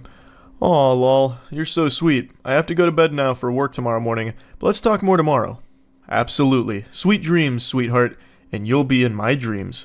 He says, sweet dreams. I hope you have a good night's rest. The next morning rolls around and it's a totally different ball game, sports fans. Good morning. How's your morning going? She says, good morning. Fine, and yours? He's the one with a lot of energy now. Great so far. You're hitting him with the Tony the Tiger. Great. Just had a meeting with my boss and got some pretty positive feedback, so I'm pretty happy about that. And she just one-words him. Gotcha. He immediately picks up on the tonal shift here and says, "Is everything okay, lol?" "Yeah. Why do you ask?" "Because you're being more short than you were yesterday, which is fine. I'm just trying to see if you're okay and if you need anything." This guy seems like an actual sweetheart, but this guy seems like a fucking peach. This guy seems legitimately like a nice person.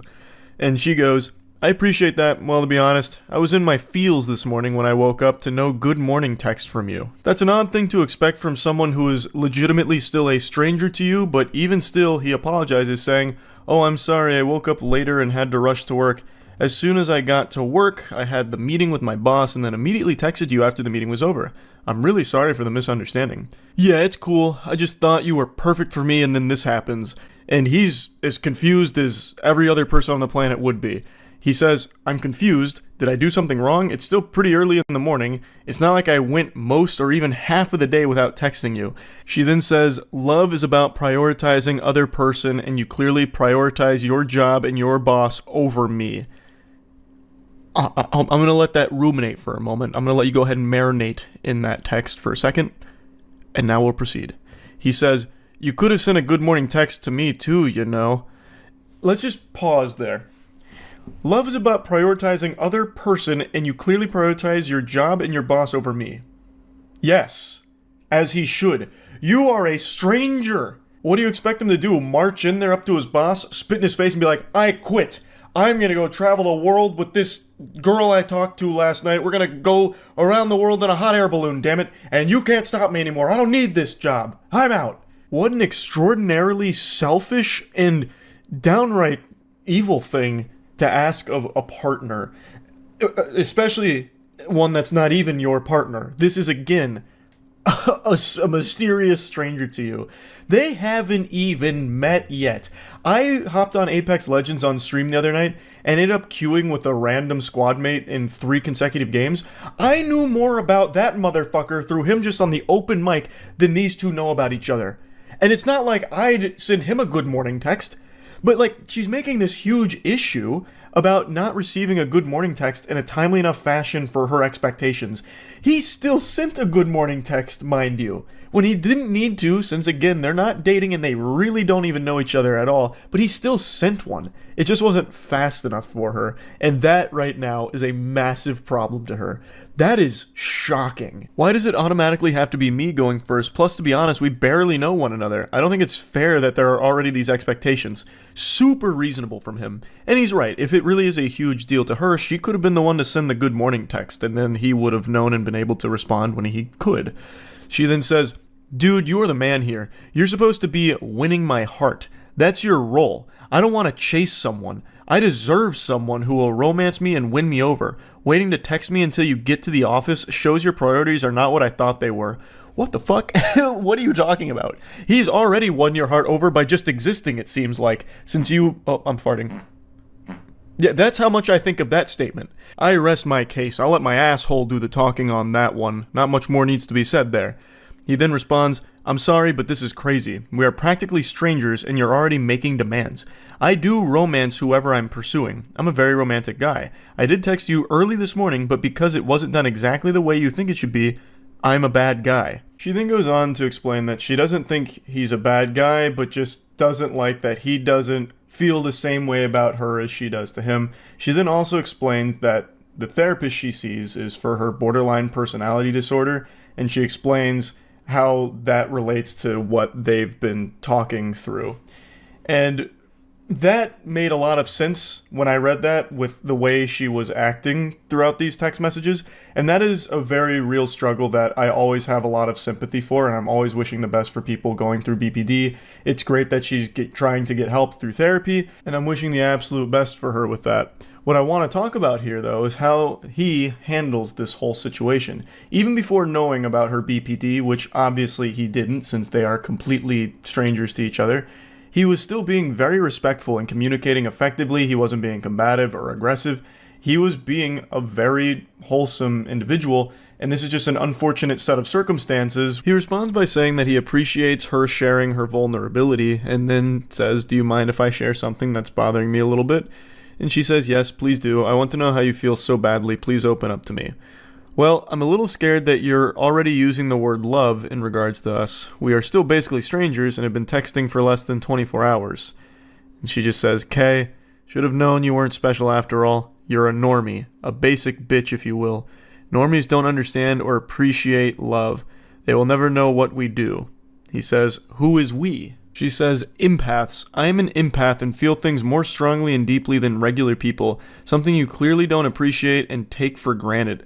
One day someone will see my gift and cherish it." He says, "I mean, I wanted to take you on a date. If it went well and we were compatible after a while, I was definitely interested in a serious committed relationship, but I do have to meet someone first to know that and hang out a bit first before I make that commitment," which again is a totally understandable thing. And she says, "Fuck off, bro. You're disgusting. I can't believe I ever saw something in you. You are not the one. You're just another schmuck in a long string of disappointments." Schmuck is a word I haven't heard since the Stone Ages, and I really appreciate that she dusted it off for this message. Schmuck is something that used to make me giggle every time I heard it when I was a kid. "I deserve better. Fuck you. You thought I loved you, but I don't, bitch. Don't ever contact me again. We are over. I never loved you. You lost the best girl. You'll never meet someone like me again because you're a normie who can't see or identify a gym. We are not the same. Love is not a lie. You were. You're the problem. Don't contact me again, basic bitch. You repulse me.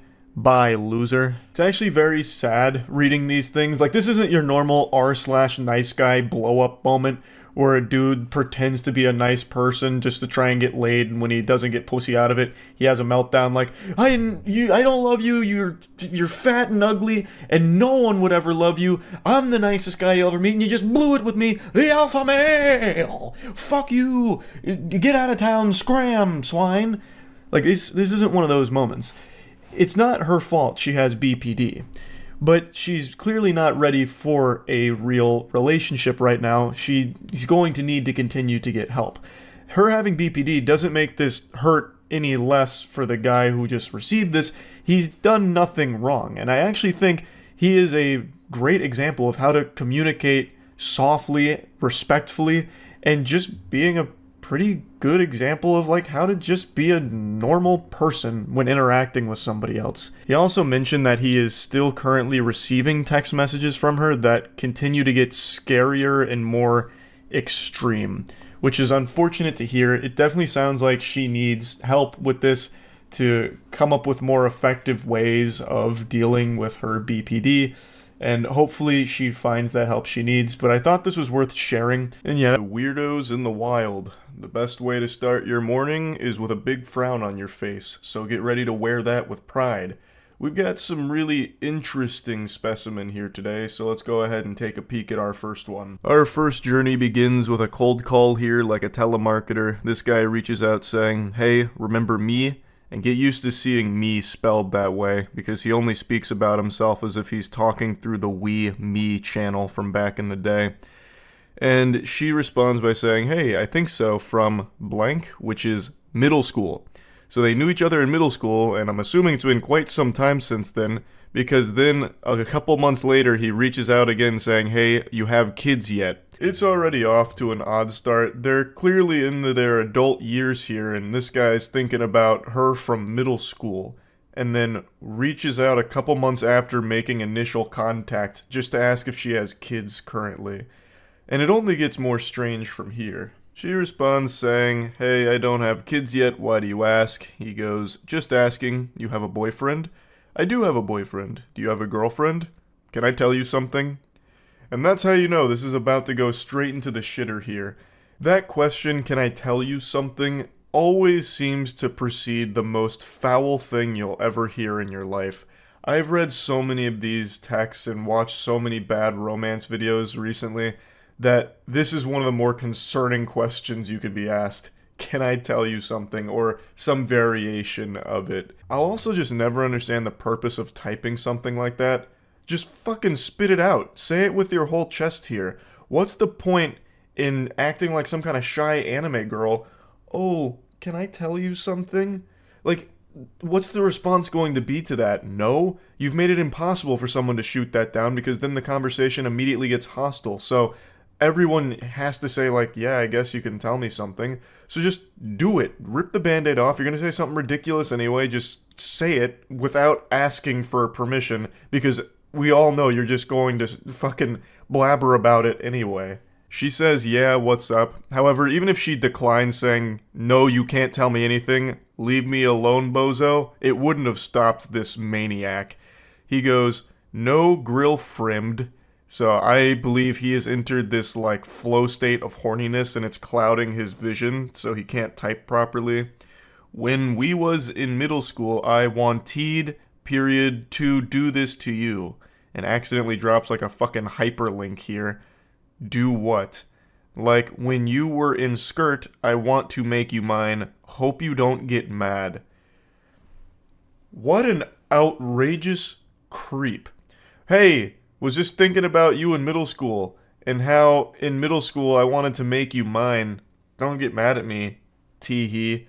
Clearly caught off guard and uncomfortable, she goes, oh, it was a long time ago, no reason to get mad. And I think this emboldens him because she says, there's no reason to get mad. So he starts rubbing his hands together. Oh, okay.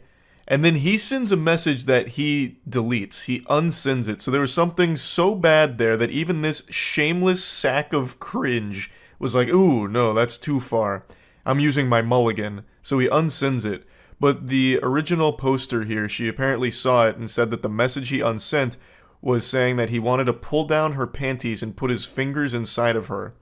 And then he goes, if I were to do this to you, what, you let me? The way he talks is so frustrating. It's so broken and disjointed. It's like communicating with Dobby if Dobby was hitting whippets. Clearly, she declined such a generous offer, saying, no, I have a boyfriend.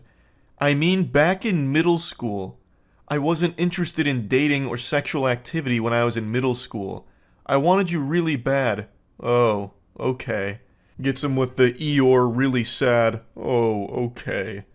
This is the craziest red flag conversation ever. This should be like a self-report straight to the authorities. This man is like dangerous, it seems. Perhaps that hyperlink he accidentally dropped in the beginning was a link to the sex offenders registry with his name and face on it. This is an adult man who's fantasizing about middle school. He's not even saying like, hey, I used to know you back then and had a crush on you. He is literally fantasizing about her in middle school and him wanting to finger her. That's concerning. And that's when all hell breaks loose. The mask fully comes off, the dam breaks, and he unleashes the demon. She says, I'm a bit confused as to why you're telling me this now, because obviously anyone would be confused getting this shit out of the blue. It's really creepy. And then he goes, 'cause dear. Oh, it's already such an awful fucking start. Dropping dear like this, it gives me the heebie-jeebies. In those days, I want to pull down your panties. Not even a little bit, dear. Or excuse me, not even a little bite, dear. You there, lol? Can I ask you a personal question? When you were in middle school, you there? He is so fixated on middle school in particular. That's the big thing for him here. And he keeps talking about pulling her panties down. It's so unhinged. You there? He keeps checking to make sure there's a pulse here, that she hasn't abandoned him and called the police or something. Can I tell you something that I want to do to you in middle school? Or you mad at me, Lou, lol. If you didn't have a boyfriend, you let me do things to you? You there? Surprisingly, she was still there and hadn't blocked him yet. So she says, no, because I'm not interested, I don't really know you at all. Somehow, she was able to resist his charm. I can't believe Casanova's silver tongue here was powerless against her. He says, I know, lol. Also, it's a bit weird that you're talking about a 12 to 13-year-old me and still being sexual about it. Exactly. It's so fucking weird. And then he just goes, hope you not mad at me for this things. And she says, please don't contact me again. The vibe I get from this guy is Freaky Fred from Courage the Cowardly Dog. Just reading what he keeps saying to her is so unnerving because he's talking about a middle school version of her. He's trying out that sexual predator riz here, I guess, and it did not work at all. I'm gonna bless you with a little bonus one here. Let me show you how not to flirt with someone you're interested in romantically. So it seems like they were talking a little bit before these screenshots were taken. He says, "You play video games? Like, other than Candy Crush and Pokemon?" And she goes, "Yep, what gave it away?" Cool. Not many chicks that are, like, into real games. This is just your classic flop from a Redditor gamer, bro. Ugh, girls only like Candy Crush or Pokemon, fucking Sims or Barbie Jeep Racing. They don't like real games like me, a fucking man. Call of Duty, Battlefield, BioShock, big rigs over the road racing, Madden 24. But you're different, m'lady. You're not one of those normal chicks that likes those fake games. You can appreciate these gems that I like. Most chicks can't do that. I don't know why. Must be periods and pheromones or something, but you are rare, m'lady. You like real games. Like, I just don't know why anyone would try something like this. It's just immediately confrontational. It makes you look like a whack loser. And everyone knows it too, so she calls that out saying, "Really? Gonna try that one? Because it's so pathetic." And he goes, "What? It was a compliment." And she just says, "Whatever." And then that really sets him off. So, a guy who you are already desired to be intimate with gives you a compliment, you get bitchy, and then he doesn't get a response, obviously, and then it comes back later saying, "Are you ignoring me now?" She said, "You live in a different country than me." But the fact that he immediately just gets this out of control, like, "What? It was a compliment. What? Most girls are stupid. Girls go to Jupiter to get more stupider. You didn't go to Jupiter. You stayed here with me, playing real games. Why are you getting so bitchy about it? I was being nice to you. Oh my goodness, nice guys never win. And now you're ignoring me? Oh God." He also just types like a Redditor, like his response being, "Why? A guy who you already desired to be intimate with shows you a little affection and gives you a little compliment and you get bitchy?" Like, that is the actual quintessential Redditor response right there. Just go full Poindexter on it. A man who you had already desired to be intimate with gives you a compliment. Then the whole conversation goes cattywampus and he decides to bring out the claws and just get mean. "You're a fucking cosplay girl. It's not like it's real work. You get paid to be hot for people." And then she just goes, "Yeah, it's not gonna work. Don't text me back. Goodbye." Totally reasonable response. This guy's just immediately shitting on her for nothing she did wrong. She's done nothing wrong at all. This guy's just a loose cannon. "Women like you are always so sensitive. I'm just being honest about things. If you can't handle that, I don't think you intellectually compatible with me." Oh, all the Reddit check marks are being ticked right now. "I'm very sorry that you feel like I was being mean or sexist or whatever, but I wasn't. I hope you learn to be less bitchy. Men don't like that in women. And you're already past your good years." And they say chivalry is dead. That's how you do it, gentlemen. Excellent work here, and I have no doubt they're getting married soon. So he blames her for everything that went wrong. He seems to think she was being unreasonable and that he was just being honest, which is crazy. It's so sad how a conversation can go from seemingly normal to just being extremely combative because this guy is very insecure, I guess, about his video game taste or something. I have no idea. But he brings up video games in a hostile manner, saying like, "Oh, most girls don't play real games, but I guess you're not like most stupid girls." Like, I don't know why he can't see how no one would ever respond positively to that. And when she didn't respond positively to it, he immediately says that she's being bitchy. Just the slightest sign of her not really feeling what you just said there, and he just gets aggressive, and then gets even more mean and rude and nasty, and then still probably walks away from this thinking it was her fault. It's craziness. So he'll probably stay alone for most of his life, but luckily he's got so many great games to play by himself. So there's a silver lining there. At least he's a real gamer with those real games by his side. Composed, stoic demeanor may not give you any clues or hints at my internal struggle, but trust me, right now, I'm spiraling. I'm falling down a dark path I swore I'd never walk again. Like a former addict who finds the pipe once again, I have found my long since abandoned drug. I have become hooked on reading horrible text messages from dudes trying to get laid again. It's been many moons, and some of you who have been around the channel for a while may remember I've made a lot of content covering horrible pickup artists, as well as horrible text messages with self-proclaimed nice guys who are one gentle no away from letting the demon out and just flipping the switch to a full-blown conniption. Like, the word boyfriend would be, a Winter Soldier event that would have them just go ballistic. And I've made quite a bit of content, both laughing at the absurdity of it, as well as using it as an educational tool, like, hey, don't be like these goobers. But over time, I started kind of petering out from doing that, because I just made so much of it, and I stopped indulging in that kind of content until recently. I could only fight the urge for so long. The werewolf is coming out, it's a full moon, and that moon is nothing but fucking cringe. I saw some text messages today that I've just gotta go over. Now, before we embark on this journey together, it's important that I let you know that these are two college students. As we go through this, you'll probably assume that it's two 13-year-olds, but that's not the case. These are two college students that worked on a group project together, and now we're coming in after the completion of the project. So, they say, I just emailed Professor the final draft, so we should be good. To which the poster says, yay, and then sends a meme, go team. I really enjoyed working with you. You seem like a very sweet and smart girl, and I'd love to take you out sometime. To which they say, that's very kind of you, but I have a boyfriend. Oh boy. She said the phrase, I have a boyfriend. There is no phrase more powerful in the English language than that. The strongest sentence ever constructed. That's like the nuclear bomb here.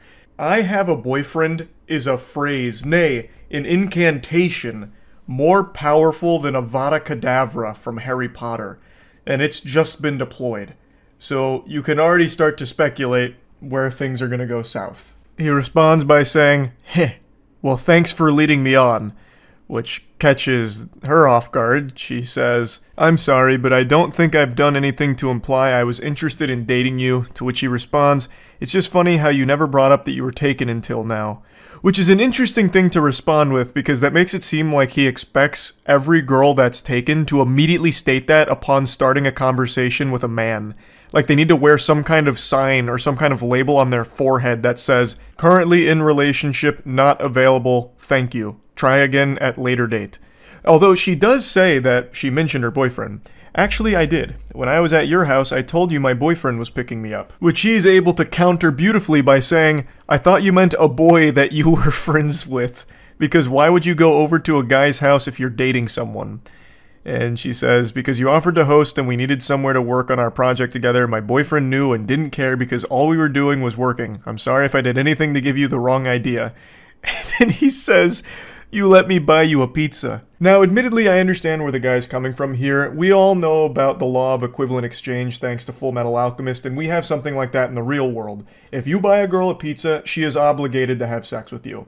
It's the pussy for pizza transaction. It's as old as time itself. So the fact that he was able to buy her a pizza and he didn't get his winky stinky is shocking. But yeah, anyway, he seems to really put a lot of stock in the importance of that pizza, like that was going to carry them all the way to marriage, like this is a moment she'd remember for the rest of her life or something, that pizza that he bought her. But I'd like to backtrack a bit just briefly. Let's go to the previous chapter where he said, I thought you meant a boy you were friends with, because why would your boyfriend be okay with you going to a guy's house to work on a project? And I feel like that's a dogshit perspective that's not unique to just this guy in this situation. I've seen a lot right now where people work under the assumption that if your significant other is doing anything in any capacity with someone of the opposite sex, it means that they're unfaithful to you and they're cheating.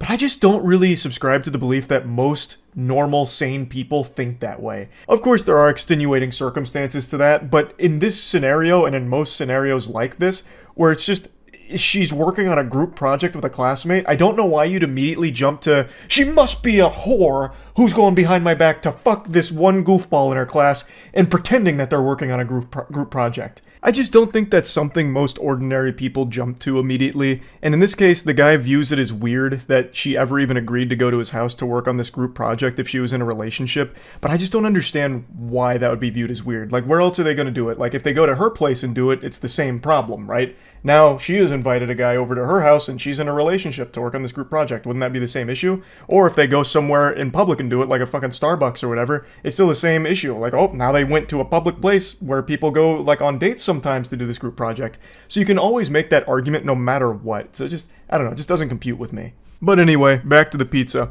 I offered to split when you told me you were ordering a pizza and you said it was your treat. If you'd like, I can Zelle you for half of the cost. Yes, I'd like that. And you ate more of the pizza than I did, so you should pay for like 2/3 of it.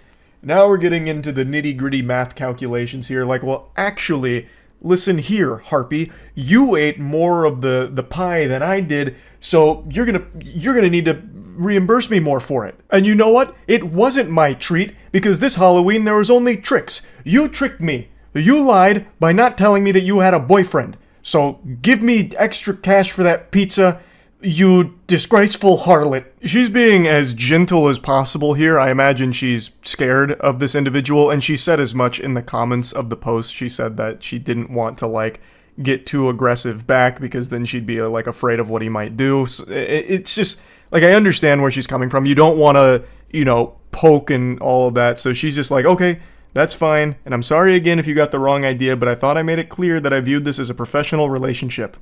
Well, you didn't. And then he comes back and says, don't leave me on red. So he's getting very aggressive here. He's red in the face. He's steam coming out of the ears. Like, I understand why she wants to, like, tiptoe around this as gracefully and smoothly as possible. And it's something I've said a lot on stream, where in the current climate of things, it feels like everyone's more on edge than ever. Like, I've read so many stories over the last couple of years of people snapping at the smallest things, like even the most minor inconvenience. Like, this is a story I've referenced a lot, but it's one that actually legitimately sticks with me. There was a murder at a Subway where a man shot 2 Subway workers because they went a little heavy on the mayonnaise on his sandwich. Too much mayo was a death sentence for one of the 2 workers that was shot. The other one did survive, but I mean, it's things like that where it's never really worth pushing back. So in a case like this, I understand why she'd want to be really light about it. And I just want to mention that because I saw a lot of comments, like, not really grilling her or anything, but just really kind of wondering why she was being so polite in lieu of all of the aggression from this guy. And I totally understand why she would be. I really do get it. I just wanted to point that out real quick. But anyway, it wraps up by saying, I don't think this conversation is worth furthering, which is fair. And then he responds saying, it's ridiculous you even chose a guy to work with if you have a man. I bet he was upset even if he pretended not to be. Now, she explained this a little further in the comments. She didn't even choose him to be, like, her group project partner. Apparently the way the groups were chosen were people chose topics, and whoever had similar topics worked together. So these two just happen to have the same topics. It's not like she went out of her way to choose this, you know, benevolent angel to work with or anything. But anyway, I understand this was like a very short text exchange. It's only like 3 screenshots here, but I just think there's a whole lot to digest and analyze here. As we as a species have become more and more isolated, all of our socialization and human interaction comes from behind a computer screen now, mostly. Almost all of our interaction with each other is through the internet. So it's leading to a lot of people not knowing how to socialize or not knowing how to pick up on, like, social cues, and I don't even really blame individuals for that. But it's led to situations kind of like this, where this guy really views that her being off the market, you know, having a boyfriend, should mean that she shouldn't do anything at all with another guy, even work on a class project with another man. And also, something as simple as buying a pizza shows some kind of romantic interest between the two of them, some kind of mutual romance. So when it turns out that she wasn't interested and it leads to a rejection, it's something that he doesn't know how to handle appropriately. And overall, it is just pretty sad. Yes, it is like equal parts entertaining with some cringe text messages, of course, but at the core of it, there is a problem where people aren't going out in the real world and making genuine human connections. It's all through computers. So when you are in the real world with real humans, you don't really know how to handle things super well. So something as simple as getting, like, a rejection is a much bigger deal than it used to be. And overall, like I said, it's just kind of sad. I wanted to just talk about these text messages because I got real deep on why. Why would this be the response to something so simple? And, of course, the text messages are very silly, like with the whole fucking pizza side quest thing. But anyway, yeah, I just wanted to realize more text messages than the FBI. I have been glued to bad romance and flirting like a moth to a flame. I've been wandering the deepest, darkest pits of filth. It's like in Space Jam when Michael Jordan gets sucked into the golfing hole. I've been sucked into the asshole of the internet, and all I see is cringe down here. But today, there's a new ingredient being added to this concoction. The recipe had a chemical X. Crime.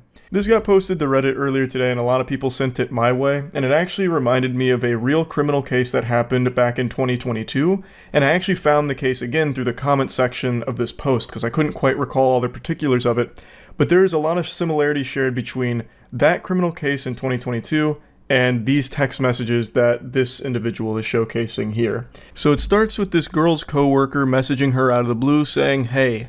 He receives crickets. No response. Silence. And you know what they say, if at first you don't succeed, try being weirder. So he comes back around within 3 hours saying, "Hello? Is this blank?" She says, "Who is this?" And he goes, It's me," with a smiley face. "I just wanted to text you and see how things were." "Oh, things are going alright, I suppose. Not to come off as rude, but how did you get my number, dude? I mean, I don't mind you texting me, but I've never gave it to you." And that's when he lifts up the curtain and breaks the magician's code, revealing his secret method. "I just grabbed it off the contact sheet in the office room. Hope that's alright." To which she says nothing in response because that is fucking creepy. She never gave him her number. He just went out of his way to find it from their workplace. Yucky. But he comes back around saying, "How's it going?" And he just keeps going, throwing questions at the wind here, hoping to receive even the slightest semblance of life on the other side, not realizing that he has already scared her by snooping around tracking down her phone number without ever getting it from her directly. So it's already super creepy to do that. So he says, "How was your New Year's?" No response. 2 days later. "Sorry to keep texting, but what are you up to today? If you're free later, I'd love to go out." I will never understand that kind of shit right there. How can you be so deluded and lost in your own little fantasy land Narnia that you think there's even an iota of a chance that she agrees to go out with you when she has ignored your messages for 4 fucking days? Like, what is the thought process? Scratching at his chin. Maybe she's playing hard to get. Perhaps she's just been truly swamped and has been really wanting to reply to me but just might be a bit shy and doesn't know how. I know. I'll go ahead and invite her out with me. That should make her a lot more comfortable. And he goes a bit deeper. "I know you're probably busy, but I could pick you up too, so you wouldn't have to take the bus anywhere. If you wanted to go out, that is. Sorry to keep texting, but I don't want to be out too late, so I'd appreciate a response at some point, smiley. I'm heading out to get coffee now, so if you want to join me, just let me know." "Ma'am, you better hurry. The choo-choo train is leaving and Mr. Perfect is going with it. You only have one opportunity to get coffee with a gentle sir like this, so you really gotta play your cards right." She declines, saying, "I would appreciate it if you didn't text me unless it's work-related. I don't really know you, and I'm only blank. You're 5 years older than me, dude. This just feels creepy." "I didn't mean to be creepy or anything. You're just pretty, and I thought it would be cool if we got to hang out, smiley." "No thanks. That's honestly so weird, and if you continue to ask, I'm going to talk to Lean about this."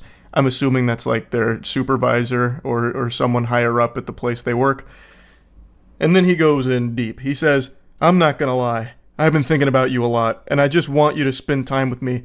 What you said the other day just felt rude. At least try and give this a chance. I know you're probably not awake, but I've been up all night thinking about you. Not going to lie, sometimes I like to take pictures of your ass while you're in the drive-thru window and I jerk off to them in the bathroom." I'll go ahead and take a courtesy pause here to give everyone a brief respite and let that nugget marinate in this sauce here because he just dropped a real heavy, spicy meatball on the plate. And when I first read it, I certainly wasn't ready for that because that's just openly admitting to a crime.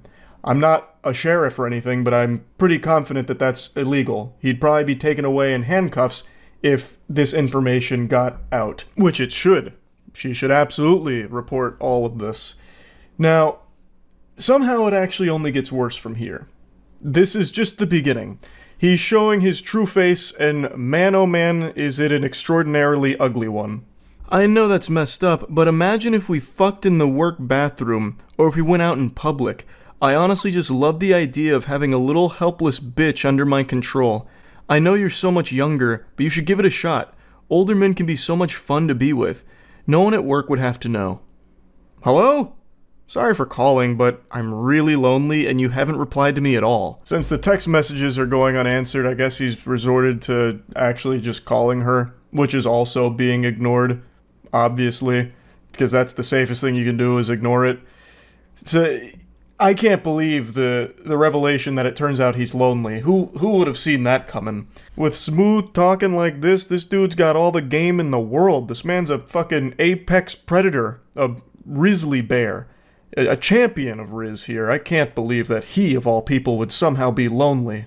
What a curveball. He then tries to brush all that under the rug, trying to apologize for it. Sorry about last night. I got carried away. I know you're probably not even reading these, but I hope you have a good day, Smiley. I'll be thinking of you. I really don't see an issue. It's not like a romantic date or anything. It would just be getting coffee and food. And if you were in the mood, we could always go to my place to watch a movie. I know it sounds creepy, but why not just get out and enjoy the day together? What in the hell is even that? What are you talking about? It's not like a romantic thing or anything. You were just talking about fucking in the workplace bathroom. And then you were talking about having a helpless bitch under your control. What do you mean it's just coffee? You're already showing how extraordinarily creepy and perverse you are. What are you yapping about? He's blabbermouthing about a bunch of hooey. And that's when she finally does respond to all this and says, alright man, I'm probably going to report you to the police. You know damn well that I'm underage and you're texting me in the middle of the night like that. Fuck off. And then he drops her address and says, if you continue to ignore me, I'll just make it so you can't. If you tell anyone, I'll make this even worse for you. So it turns out she's underage, and he was well aware of that fact. And he also would have been even more aware of that fact, considering he snooped through the confidential workplace documents to find her address and her phone number. So it would have been abundantly clear that she is underage, and he didn't care. He still went for this full throttle. So he's also a pedophile on top of all of this. Now he concludes their conversation by dropping her address to obviously try and scare her, letting her know that he knows where she lives and he can always pay her a visit. And a lot of people in the comments, and I think a lot of people in general, would assume that that's just supposed to be like some kind of scare tactic to get her to not say anything. Not necessarily that he's going over there right this instant to do something, but that is still a legitimate threat, and I imagine an actionable threat that the authorities can use. This is one of those situations that really shouldn't be taken lightly, and it seems like it isn't. It seems like she's taken the proper measures here, like contacting authorities or contacting workplace staff and all that, which is what she should be doing, because this is just legitimately dangerous. I mentioned at the start that it reminded me of a case from 2022, where a man killed his 17-year-old coworker because he had a huge crush on her, and since he couldn't have her, nobody could. Her name was Riley Whitelaw, and she was murdered at her place of work by this individual. He recently got sentenced in October of 2023 for the murder, and it is just horrifying. Now, Riley had previously made a complaint to the employment about how uncomfortable he made her with like the advances that he would make on her and all of that, and even asked to like have her schedule changed so they wouldn't have to work together. And despite all of that, they still worked together. The place of employment did not change her schedule around to get her away from him or anything like that. They continued to work together despite all of her complaints until it eventually culminated with him killing her. It's a tragic story. Fucking horrifying. And it reminds me of the text messages we just read right there, where a coworker becomes infatuated with someone and then eventually does something disgusting like that. So reading through these text messages, it is a concerning individual in a scary situation. And it's something I think about from time to time about how awful it must be to just be doing your job, doing nothing wrong at all, and then still ending up in a situation like this. This girl never made any advances toward this guy. She never even gave him her number or anything at all, and yet somehow he still became obsessed with her and then stalked her company documents to find her phone number and her address and all of that. It's just so awful. She's literally just doing her job and then gets put in a situation like this because of this absolute lunatic. So yeah, just wanted to talk about it a little bit. I think situations like these should always be taken seriously. Like if a coworker or anyone for that matter starts to get like a level of obsession with you that it becomes a bit palpable, that you can start to see it, it immediately needs to be something that you take very seriously because you never know where it could lead. And I think that is just always something that needs to be handled with real care. So just wanted to go over this a little bit. That's prepare yourself because you might just puke upon seeing and listening to this unbelievable, embarrassing cringe. This is the worst flirting, the worst attempt at wooing a potential romantic interest I have ever seen. This is like playing a visual novel and then scaring away all of your potential love interests at once and getting the worst ending. Now, I'd like to give a bit of context here to the situation before we really dive into the meatballs from our spaghetti entree of cringe. A user on Twitter posted screenshots as well as videos from a random guy who had reached out to her on Facebook because he had seen her on a dating app.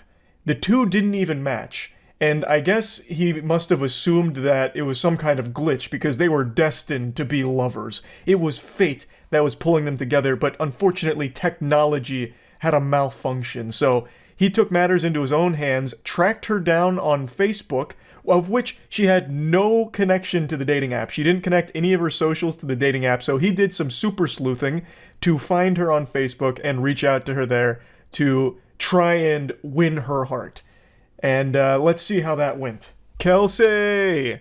I love that intro right there. It's straight out of Scary Movie, like that old commercial. What's up? He's coming at her like they're best friends from way back in the day.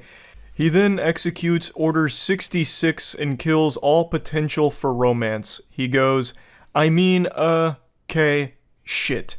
Mayhaps that was a tad overly enthusiastic for a stranger danger message on a sunny Friday morning. There is so much quirk to the way that he texts that I'm getting uncomfortable. I can say with a high level of confidence that he is definitely in some kind of theater troupe because he is typing like he's acting out some kind of skit for a play. It's a little much here.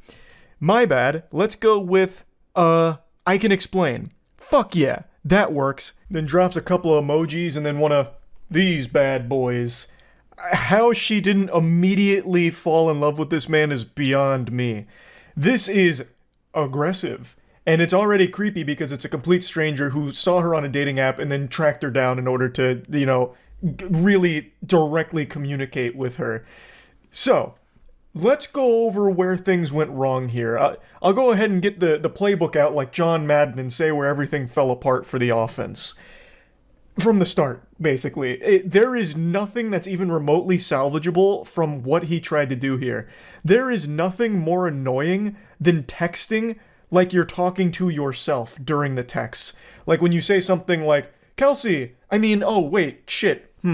mayhaps that was a tad too far on a stranger danger sunny Friday afternoon. Goodness gracious, how do I save this? Like that is so fucking lame. That is shameful. That is just downright shameful. I am shocked he didn't drop like an asterisk nuzzles you, and then an asterisk, you there? Yeah, and then one of those emojis. So she said, sorry, do I know you? And then it reactivates this cringe protocol. He says, oh hey, no we don't know each other. Sincere apologies for the subterfuge. Oh brother, this guy stinks. Dropping subterfuge here in your creepy approach to a stranger. If you give me the tiniest bit of room, I'd be happy to explain. I reckon that said explanation will bring laughs and smiles. P.S. Not trying to rope you into a pyramid scheme to sell fancy Tupperware. Yet. He's trying very hard to be self-aware, and when he starts sending his voice memos to her, he reiterates 1,000 times like, this is weird, you're probably gonna think I'm weird, and then just keeps doing it. He sends so many voice messages that go for a long, long time. It's making my voice crack because of how fucking embarrassing it is. And you want to know the wildest part? I'm getting ahead of myself and it's a spoiler. He has done this to multiple women, apparently. Other women have come forward after this tweet and all of this, the receipts here and all that went viral, with other women showing their interactions with him, and he even uses, like, the exact same lines on other women, which is really odd considering that has to be a 0% success rate. These can't be working well at all. It's so weird. So she decides to play ball here and open Pandora's box to see what comes out. She says, explain away. And he gives a brief, cool guy thing. Oh God, I just spent 60 minutes singing to seniors and man am I drained. But fuck it, I can do this. He's hyping himself up in the text messages he is sending to this girl. It is so embarrassing and he keeps doing it. But it gets worse because right after that, he sends a voice message. Hey, Kelsey, how's it going? Don't mind me, I fucking hate texting. I think we're all better without it, so I usually use one of these when I can. Also, I don't know if you've ever seen that Key and Peele skit, but that's how I feel about texting. I could go on. Anyway, I just want you to know right off the bat, I fully accept how fucking weird this is. I'm sorry, but like I said, I think if you give me a second, you'll probably end up laughing, and not that you need my permission, but feel free to just laugh directly at me for being a fucking idiot, for I am surely about to embarrass myself right now. I do appreciate your stamp of approval. I and everyone else will be laughing directly at you for this, and I appreciate that you recognize what an unbelievably weird thing it is to do. I don't know why you keep doing it. This is the first of many voice messages he sends, even after recognizing this immutable fact that it is weird and embarrassing. And sorry for the delay. I was going to get back to you, but someone called about a gig tomorrow and I'm trying to help them find a musician.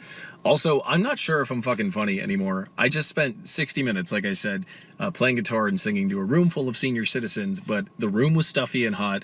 I had to do it with a surgical mask on, and I'm not sure if I have any funny or social energy left, but I'm going to try. I'm going to try and fake it right now. So thank you for your understanding and patience, and here goes nothing. I'm a fucking idiot. Enjoy. He's actually treating this like it's some kind of movie audition.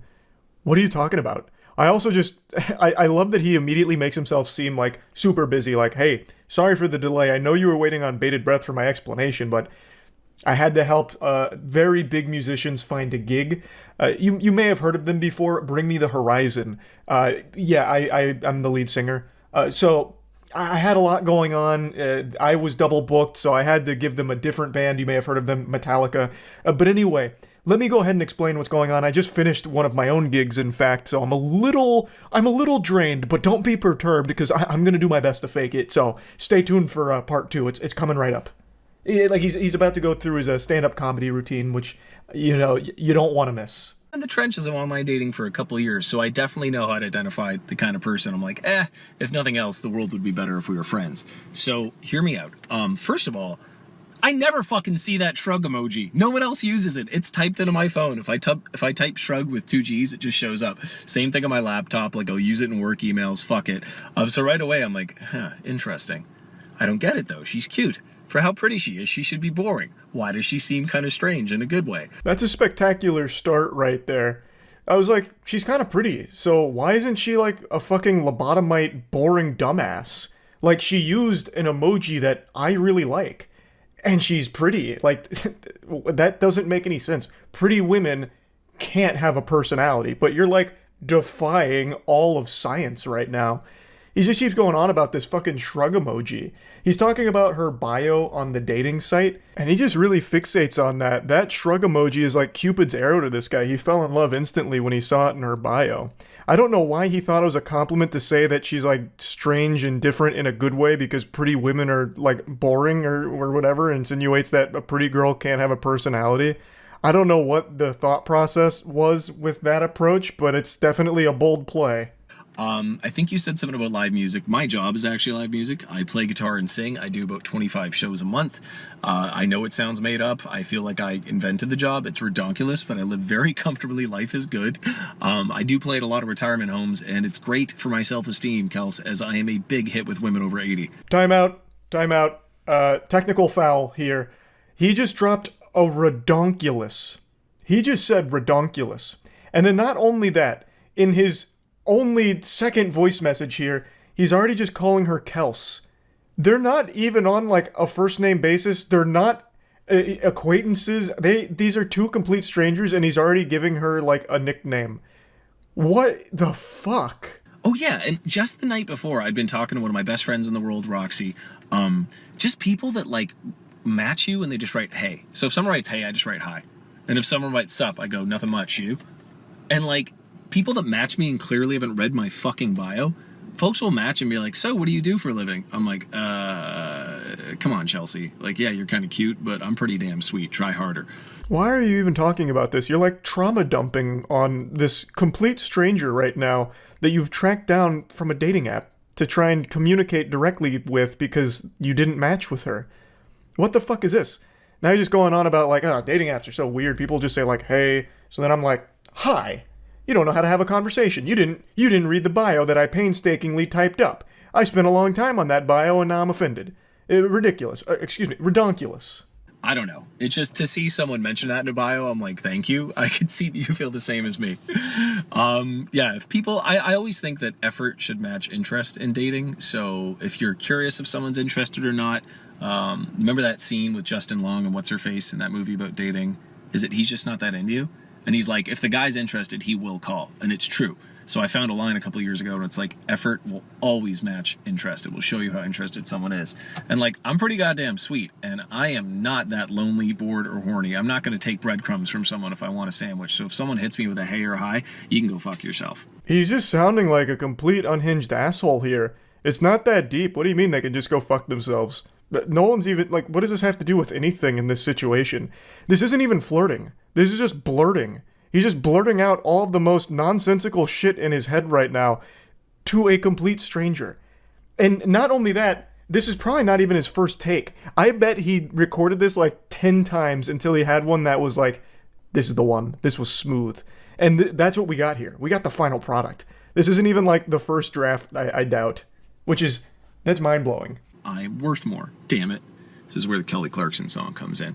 Yeah, no, your bio is just, there was so much intentional effort put in. And honestly, the more I scroll down in the pics, I'm like, this does not match up.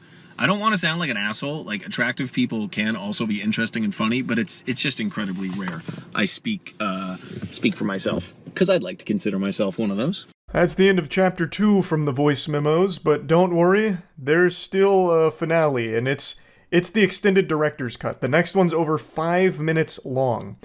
Also, he doubles down in this whole like, yeah, you're like pretty, but you have a personality, which that just does not happen.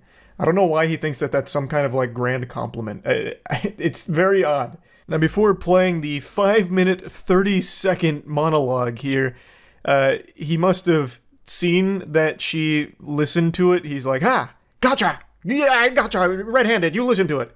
Curiosity got the better of you.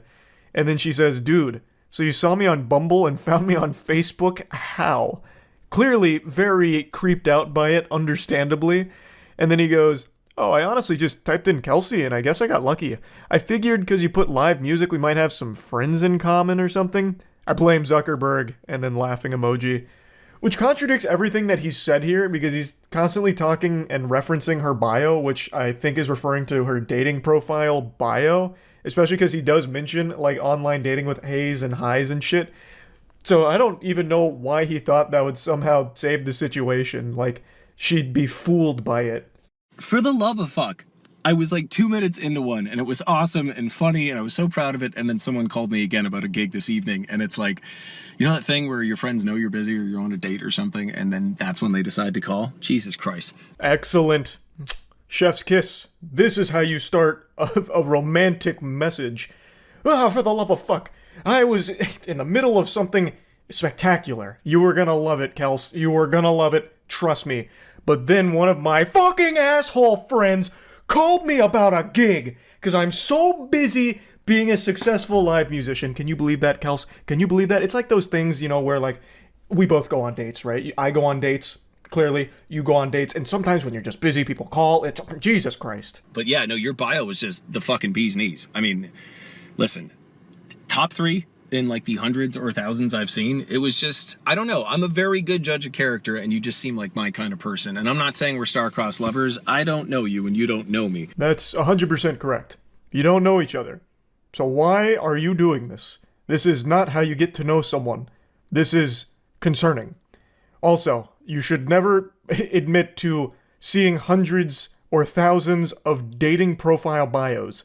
That makes you sound very desperate, that you spend all of your time on these dating apps, perusing it, cruising around, and if you don't match with someone you found attractive or interesting based on their bio, you go out of your way to find them elsewhere to try and talk to them, which is very scary behavior. I fully accept how strange and unconventional this is. I got a vibe and I figured I gotta go with it. I was like in a really good mood that day. I don't know. I'm totally winging it. But yeah, a lot of my close friends are women, and everyone unfortunately has a couple stories of having to block someone's number, or an ex just won't leave them alone, or going to the cops. Fuck, dude, I've had to block a few numbers of crazy people that didn't know they were crazy. So I really, really apologize sincerely if this in any way like triggered that, or it was weird or whatever. Kelsey, that's the furthest thing from my intention. I just wanted to say howdy, and I figured if I talk like an idiot, you'd probably feel like I did after I looked at your bio. It's so close. He's teetering on the edge of self-awareness.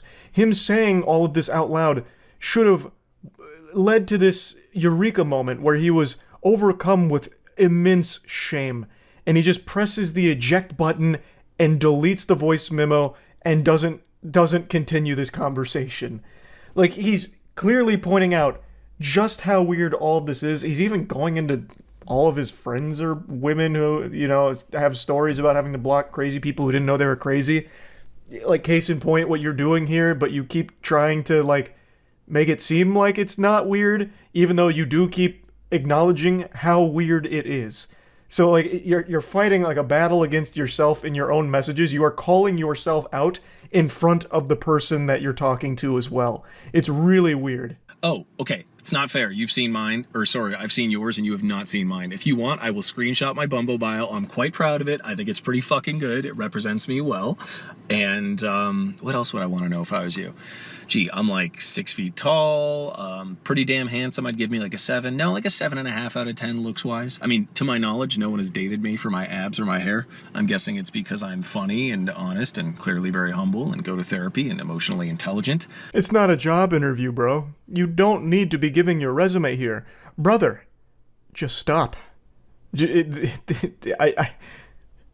Please. Goodness gracious. 7.5, maybe even an 8. I'm feeling really fucking good lately. I got a tan. I'm up to like 80-second side planks. I hate them, but they're totally worth it for the core. And big feet. So you know what that means, baby doll. Big socks. You're scaring me. You are scaring me. Why would you do that? What? From way downtown here, he's throwing up a crazy jump shot. He immediately goes into, I've got big feet. You know what that means, baby girl. Oh my lord, please. Have mercy. Have mercy. Why? Why? What else? I feel like I didn't tell you enough about the bio too. That shrug emoji was just, if nothing else, the fact that like you look like a Disney princess and you use that, I'm like, fuck it, I gotta talk to her. So, oh, I was definitely getting strong Kirsten Bell vibes too, and she's awesome. I don't know if you listen to her husband's podcast, Armchair Expert with Dax Shepard. I know it's quite the reference, but I have a feeling you might know what that is. One of my favorite episodes, actually, is it Lauren Graham that plays Lorelai? She was on there. Anyway, I am all over the fucking place, as is my job. You're also all over the place in this one-sided conversation. Now you're shouting out podcasts, talking about fucking shrug emoji again. It's hurting me listening to this. Let this be a lesson to everyone out there watching this. Just don't do anything even remotely like this. Never engage in a one-sided conversation where you have to be the one filling in blanks in a conversation that doesn't really exist. But I'm sitting here, a middle-aged guy in his car with the AC on and a SpongeBob shirt, and I would call this like the technological version of, you know, when like Noah stops Allie in the Notebook and he's like, I had to talk to you when I see something I want. Yes, I just made a Notebook reference. I don't know. I'm being a total idiot right now. So if nothing else, I figured you'd have a laugh and a smile and you can fucking make fun of me to your friends. I don't know. Now you have a solo podcast for a guy that makes like $6,000 a month on a microphone being an idiot. He was right. This is something that everyone can laugh about and have a big smile on their face making fun of this whole situation. And then out of nowhere, he drops like his salary from his job, like to flex. He just like slides that in there. Which, I mean, It's an interesting strategy yet again. This guy's got a wild book of tricks. I'm sorry, I don't normally bring up money, but I feel like I created my job out of thin air, and like I just submitted my 2022 taxes, and shit's been getting so much better the last few years, so I'm quite proud of it. That wasn't me trying to impress you though with money. I've got way more impressive shit than that. It just slipped out. I hope we can still be friends. Anyway, Why leave it in there then? You saying that clearly made you uncomfortable. You could have just deleted this and just tried again. Though I don't think you should have tried again regardless. This shouldn't have happened to begin with. But you yourself just made yourself puke in your mouth when you said your $6,000 a month out loud like that as like a flex, and you still let it ride. You still let this Beyblade rip. Why? You look like a goddamn Disney princess. The bio completely floored me. I felt like it was written by a friend or something. I just got like strong, like fellow neurodivergent, super cool, gregarious, happy person vibes. And yeah, so listen, I'm an open book. You probably figured that out like 6 overshares ago. If you have any questions for me, please hit me. Don't be shy. If you want, I'll share my bio. I feel like it's unfair that, I've seen yours and you haven't seen mine. I'm quite proud of my bio. This entire situation has been nothing but overshares from you. She's not going to ask you any questions. No sane person would. It's not going to happen. This whole thing was a complete catastrophe. And once again, hung up on this fucking bio thing. They're just bios. Most people write them in 10 seconds. I don't know how long he spent, like, finally crafting his, but that is not the norm. I'm sure she didn't spend days coming up with her bio on here. I don't know how it resonated so strongly with this guy, but I bet after this whole song and dance, the woman here immediately just deleted her whole account, or at the very least removed the bio entirely. Yeah, for the 80th time, I apologize if this was weird, or like gave you any bad vibes. That's not my intention. Yeah, I gotta drive home now because I gotta go sing at a bar in Mississauga, and I have 4 more gigs this weekend, and it hurts to talk. So I'm sitting here in my car like a jackass, and yeah, I hope that all made some kind of sense. And if nothing else, please take the sincere compliment. I've seen hundreds of shitty bios, probably thousands, and yours was easily top 3. The only reason I'm not giving you number 1 is because then it would seem like I'm lying. But I'm a very genuine, honest person, and yeah. Actually, on my way home, I'm going to go to the park and feed the ducks. My favorite swan couple, Mr. Plump and Mrs. Plumfett, they just had babies a couple weeks ago. So, like, I'll run up and they recognize me and the babies are squeaking. The hierarchy of, like, waterfowl cute babies, it goes swan babies, then ducklings, and then goslings. But, yes, I may or may not do that 4 to 7 times a week. I'm a huge animal lover. Dogs are better than cats. Cats suck. Sorry if you have cats, but I'm sure your cat is cool. That was one of the most peculiar lies I've ever heard. You're going to stop at the park on the way home so you can visit your favorite swan couple, Mr. Plumph and Mrs. Plumfett, because they just had babies a couple weeks ago, and they recognize you and get excited and start squeaking when you come by, like you're part of the family, part of the crew, part of the ship. What universe? What the fuck? That's not even something Dr. Seuss would write as like a little goofy side plot in a story. That is the biggest lie I've ever heard, for no reason, for no reason. The quirkiness is overloading. Like the cup runneth over on quirk. Wow. And yeah, take the compliment. Anyway, apologies if this totally like intruded on your day, opposite of my intention. And yeah, your bio was fucking awesome. I mean, there's a couple other assets I noticed too, but I cannot mention them without sounding like a fuckboy, so I'm just going to leave it alone. I'm sure you've worked very hard to be in the shape you're in, but goddamn, lady. God damn, I would not kick you out of bed for eating crackers. So I figured if you are half as funny as you seem to be and half as cool as I got from that bio, I would say howdy. Yeah, all right. Hope this made you laugh and smile, and you have a fantastical day, Kelsey. Cheers. And that's the grand finale of this whole situation, and what a journey it was. I find this to be probably the best example of the worst approach to romance imaginable. And like I said, this was not an isolated incident. He's done this before. He's even used the same lines before. Which is it's so wild. It's so wild. I had to talk about it. I had to. So yeah,